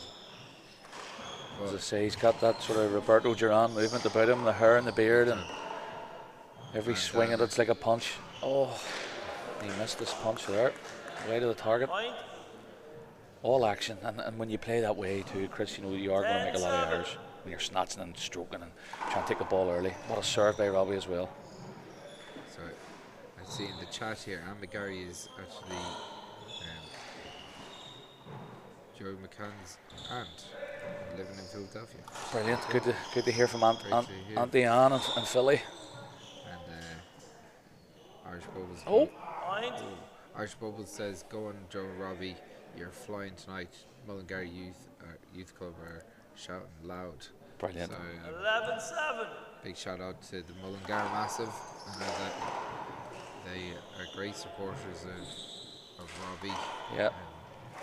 A man from Mullingar is playing well tonight. Oh, what a... Oh, that looked like 2. Thanks. Oh, well called by Robbie. And it was a brilliant take by Ivan. The way he just came over that and took it on the half volley. Sick stuff. Which kept it down. He used the pace against the ball, came across it in the opposite direction, and just made sure it wasn't coming up. Really higher order thinking here in the handball court. Ivan Burgos, just 3 weeks ago in Portland, ran. There he goes again. Ran Killian Carroll to an overtime. Went to a tiebreaker, losing 16-14 in the tiebreaker against Killian. Well, you can really see how he would cause you problems. 3 match points against Killian as well. So, like, you can really see how Ivan can cause you bother. You know, he takes the ball so early, and he's so aggressive. He's a brilliant doubles player. Here he goes again. Look at that, setting himself up. Oh, it's a great shot. Oh. Robbie picks it up. Ray pulls on it. Oh, great pick by Joe as well. Oh, bit of a cover there. Playing on. They're covering each other really well. The Yanks, the Americans seem to really have found their rhythm here. Oh, Ray taking over again. Joe, great pick. Oh, what a rally. That was outrageous stuff. Every point is being fought for. Absolutely fought for. Jared Lynch is in the chat. He says, keep her lit, Shamey. You're in the wrong career. You know it, Jared. Thanks for the love, I think. If there's any job opportunities in TV, but I think I've been told to have a face for the radio, so maybe need to go to radio. I tell you, like, I don't know, maybe he's just trying to get you to quit your job. Maybe he's got eyes on. No, I don't think Garage is a Gaeilgeoir. No, he comes from a good Gaelic family, but I don't think he speaks the lingo, so I think I'm safe for now. Okay, so Robbie digs that back into the back court. I suppose this second game here is how we thought the whole game would unfold, Chris, you know? Yeah. This has been much better from Ray and Ivan. Still have a feeling that there's a lot more in the tank than Ray, where he just hasn't kind of caught fire, but he's waiting for one to drop and then trying to follow on from that, I think. Like for Robbie even to get that shot back, you know, even though it was a cover, like you see the way he shifted his feet from under him, they lifted and the ball was powered at him with pace. It's brilliant. Oh, nice Ray. That's what Ray wants. That's a big shot. And he'll feed off that. You can see the impatience again, nearly straight in. 10-11. Pushing Ivan up for serve down the right. There it is. 2 bounces, brilliant serve. That's what Ray wants. He wants that. He's got his groove on now, 11 each. Doesn't even wait for the round of applause to finish, and he bangs another serve in. Now he's getting motoring. Ray, this is his impatience now, in a positive way. Overhit that one. Yeah. Maybe getting a bit carried away. There he is again. Ivan is going as well. There he is Team again. USA are on the march. They're pushing hard. They want to finish this quick. I think Robbie and Joe need to get that ball up to the roof. Need to get them out of the middle. Need to get it lifted.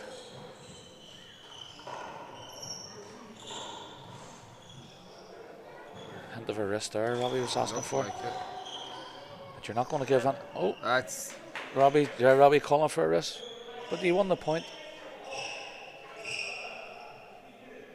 I thought it hit his wrist during the rally. Michael didn't call it. Robbie won the rally, but they still get a play over. Yeah. So I don't think Robbie should have opened his mouth there because he might have got the ball. But it looked like he actually had won the rally there, but I don't know. Oh, bad miss by Joe. Really uncharacteristic. Yeah, he kind of just jumped on it too quickly.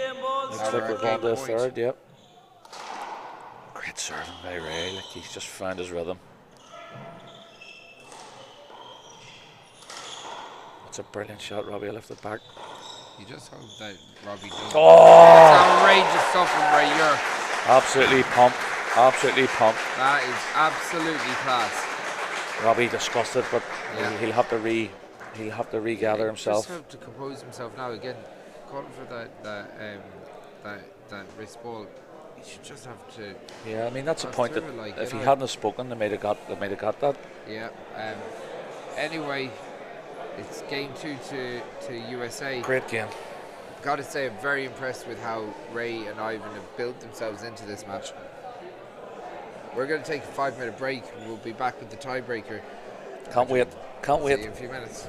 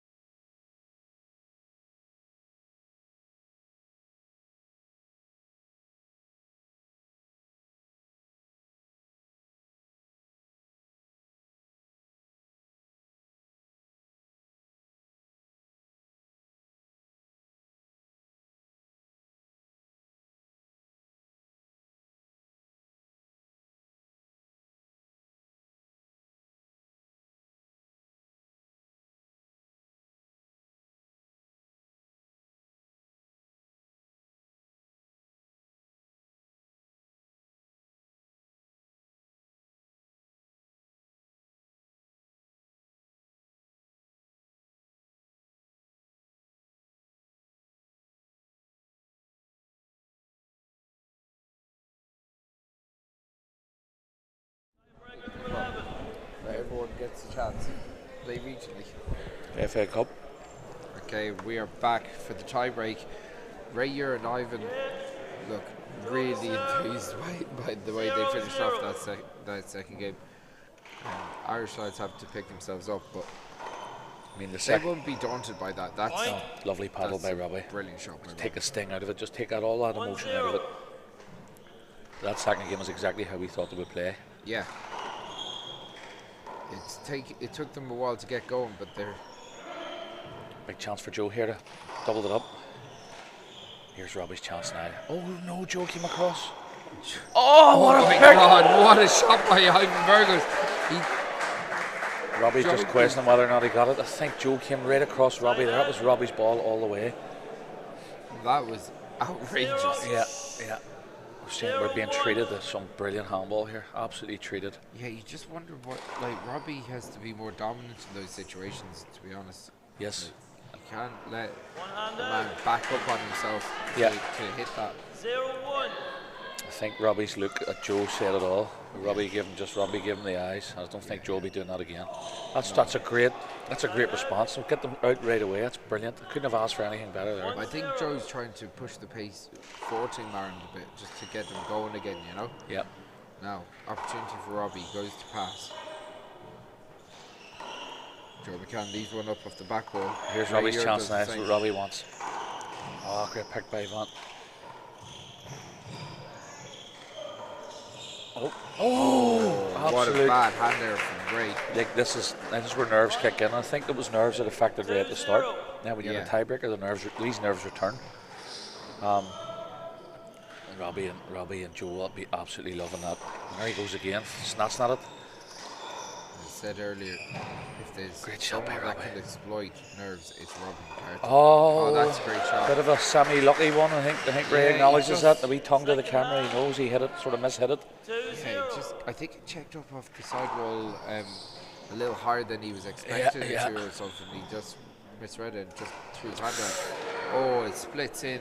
And this is how he was in the first game. He made 4 or 5 bad errors in a row and the game was gone from him. Now we're 3 up in a game that's lasting to 11. They're a quarter of the way there, just under a quarter of the way there already. And there's another point. It's a big shot from Joe. Team Ireland's really getting a couple of really lucky scores here.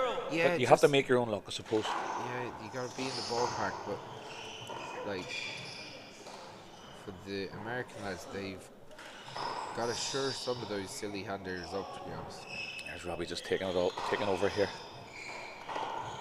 Oh, nice shot by Ray. Like Ray's still going for it. Like fair play to him, you know, he's just got one gear. He just wants gutsy stuff. I suppose that's there's pluses and negatives to youth and being 22. You know, you've no fear, but the negative side of it is like there's no consequences, no patience, no awareness nearly of the gravity of something, and that's great, and that's why he's still shooting those shots as well. You know, Joe just underhitting them. Oh, Robbie picked well there. That's a good shot. Robbie's looking for a cover on the play, but I don't think he's going to get it. No, Michael knows his bones. Like if Michael knows doubles. Yeah, and some of those things they're not even worth arguing about. You just accept it and go. Takes energy out of you. There's another impatient shot, and Joe just doesn't leave it to Robbie's right again. He does this time. Oh. Yeah, again. I think Robbie looking at Joe there saying, look, you have to let me have them shots. Yeah. He took one off Robbie again there. And it's 2-4 in the blink of an eye, from 4-0 up to 2-4. We're back within touching distance.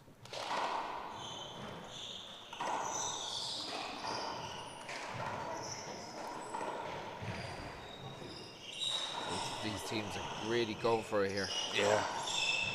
They're just torturing Joe for 4 or 5 shots and then just killing in front of Robbie. It seems to be a bit of a plan. Robbie was a little bit on his heels on that last shot. Yeah, and like it's a long week. High, yeah, a long week. Could be catching up.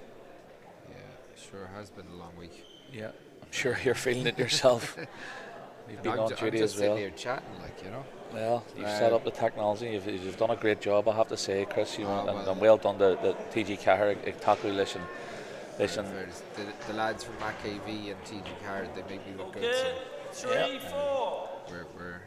We're in a lucky position. We get to say and watch these absolute animals going to war each time. So Short ball, second serve. That's great. It's been a pleasure. It's and been so much fun.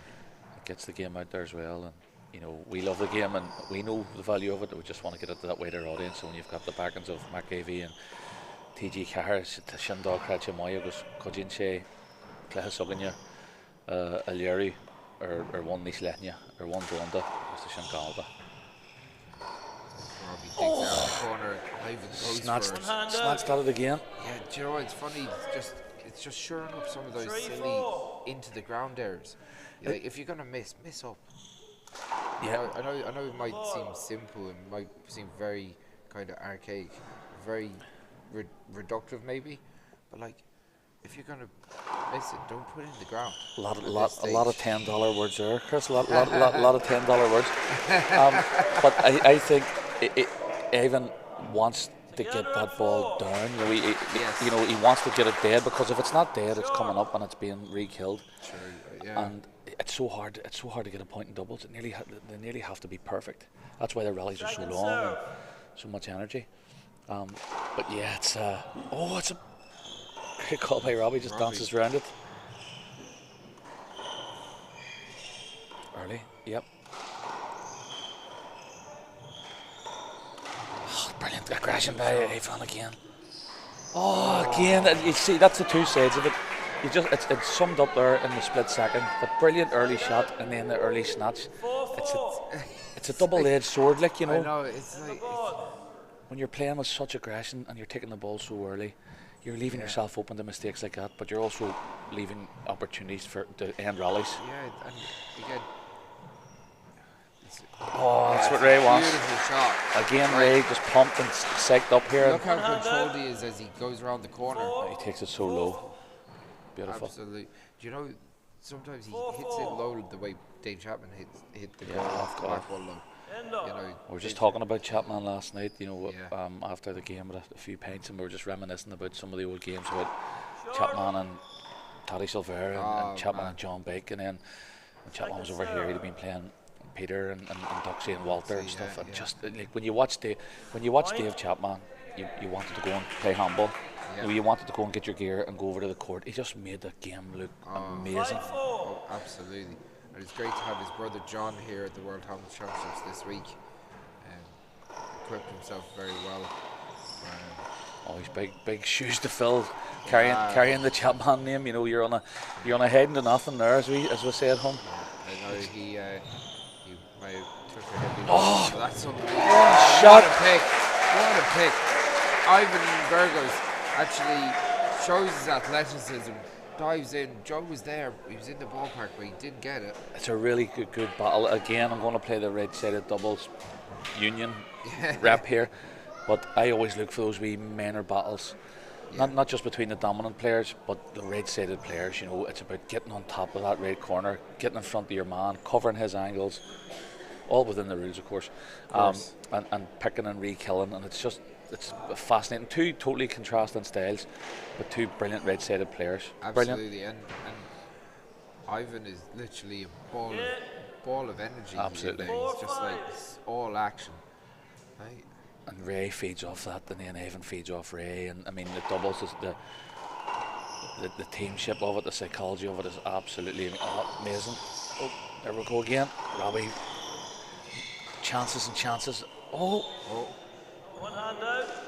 Hit his wrist. That's what you're seeing here now. Very fair call by Ray. Yeah. What you're seeing now here as well, Chris, is a lot of shots aren't being put away. There's a wee bit of tiredness kicking in. They're being jaded. Shots like that come in from the opportunity. Yeah, like Robbie just floats into the corner.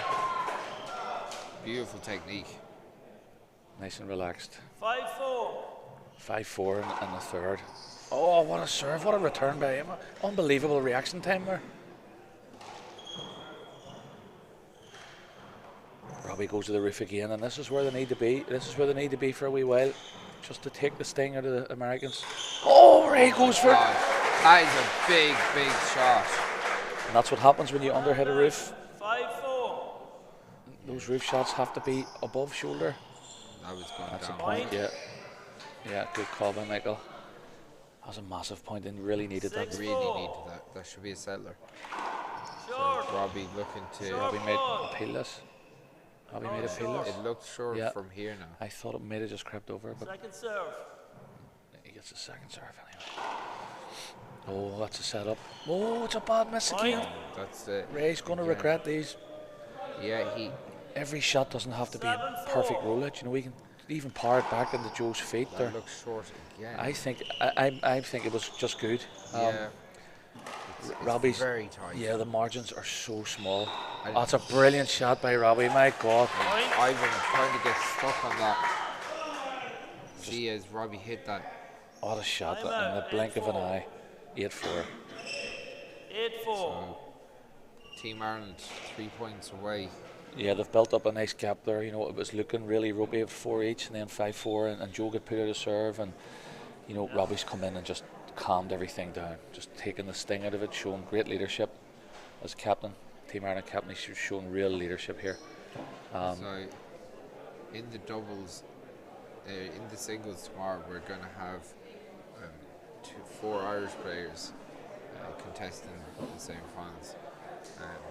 But in the doubles, we will have at least one official American team, either the official Irish team here, or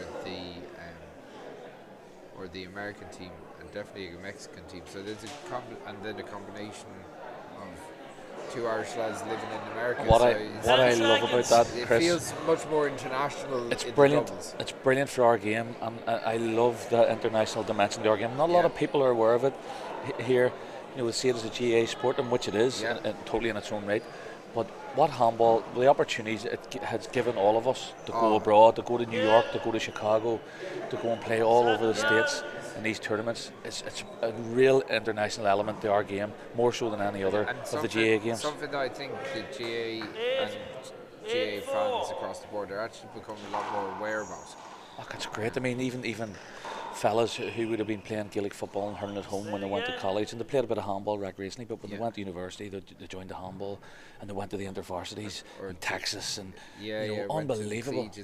I think we were in Missouri together or whatever. Yes, that's right. Yep. And it's like, what that creates its own fraternity and brotherhood. Absolutely. About and memories. Trips. Oh, stop. It's memories we're not going to go into here, because we don't want to be banned off the air. What happens in Missouri stays in Missouri. That was a big hand error by Ivan. 9-4. That one into the ground. No. Robbie looks like he's going to try and put this away and put it to bed quickly if he gets the opportunity. I think there might still be a sting in the tail here. Well, maybe not, says Robbie. Robbie just sees the finish line. Robbie is pumped, and when Robbie's in this type of form, he's up there with the best in the world. And you know what? It's another element of doubles, Chris, that, you know, when it was getting a bit ropey there, when Joe maybe cut across Robbie a couple of times, and maybe lost that serve on a bad roof shot, Robbie just stepped in and took the game by the scruff of the neck. That's one of the most important things that you'll see out of Robbie in this championship. That again, it was tight, but now they're going to be serving for the match. 10-4 up. Brilliant. A really, really good response to that second game. Like, it looked like we were talking off air between the second game and the tiebreaker, and I said to you, it just looks like, you know, Team USA have all the momentum. Yeah. And you know, Robbie, particularly Robbie, has just shown his experience and his leadership, and he's taken the absolute sting out of it. Now, that said, Ray and Evan have made some really, really bad hand errors. Horrendous. And horrendous hand errors. Again, that's the nature of their game. It's a high risk game. It's high intensity, octane, high intensity, and with that comes a lot of high risk. So the winners of this game are going to play the Mexican duo of Daniel and That's going to be if it's going as it should do here, that is going to be phenomenal. It's going to be an exciting stuff. And again, Daniel and Cordova, the Cordova brothers, have a kind of not too dissimilar style to Team Ireland, where they can go to the roof, they can go low. Yeah. You know, I nearly think that, you know, this technique, this style of Ivan and Ray is almost made for. Oh, there you go. Made for them. Robin McCarthy and John O'Connor in the World Championship semi-finals. They are going to face Mexico's Daniel Cordova and Luis Cordova. Great game. In the under semi-final, Killian Carroll and Martin Mulcairns, both Irish lads that are relocated to America, they're going to play Americans, Leo Canales and Abe Montiel. It's going to be an absolute barnstormer as well. I can't wait for tomorrow's semi-finals. Two of the best semi-finals. In the singles, in the men's and women's, that will be starting early. We're coming to the end of day 5 here. Feels like day 15 million for you, does it? It feels like it. Big round of applause from the crowd, but we've got the World Championship semi-finals tomorrow. We'll be starting here at 9 o'clock.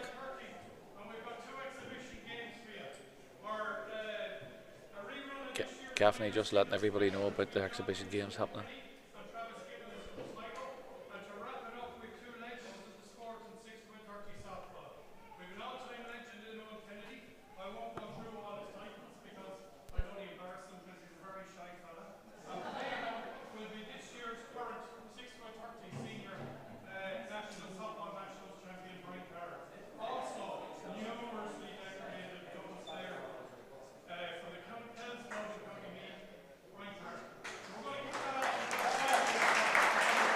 In for the Big Alley exhibition game. I might go into the bar and have a few painkillers before tomorrow's final. I might grab a pint from the bar and go up to the exhibition game. That sounds like a plan. That'll be all from us at the National Handball Centre on this stream on quarter-finals day. Tomorrow we're going to be starting with the World Championship semi-finals. We're going to see a plethora of games. I'm not going to go through them all because I want to wrap this up and I want to get a pint for myself. But are you bad? I might do, yeah. I also want to thank everyone for jumping on the stream today. Tune in tomorrow. We've got loads more action and we'll be back tomorrow for more matches on Seinnteoir. See you there.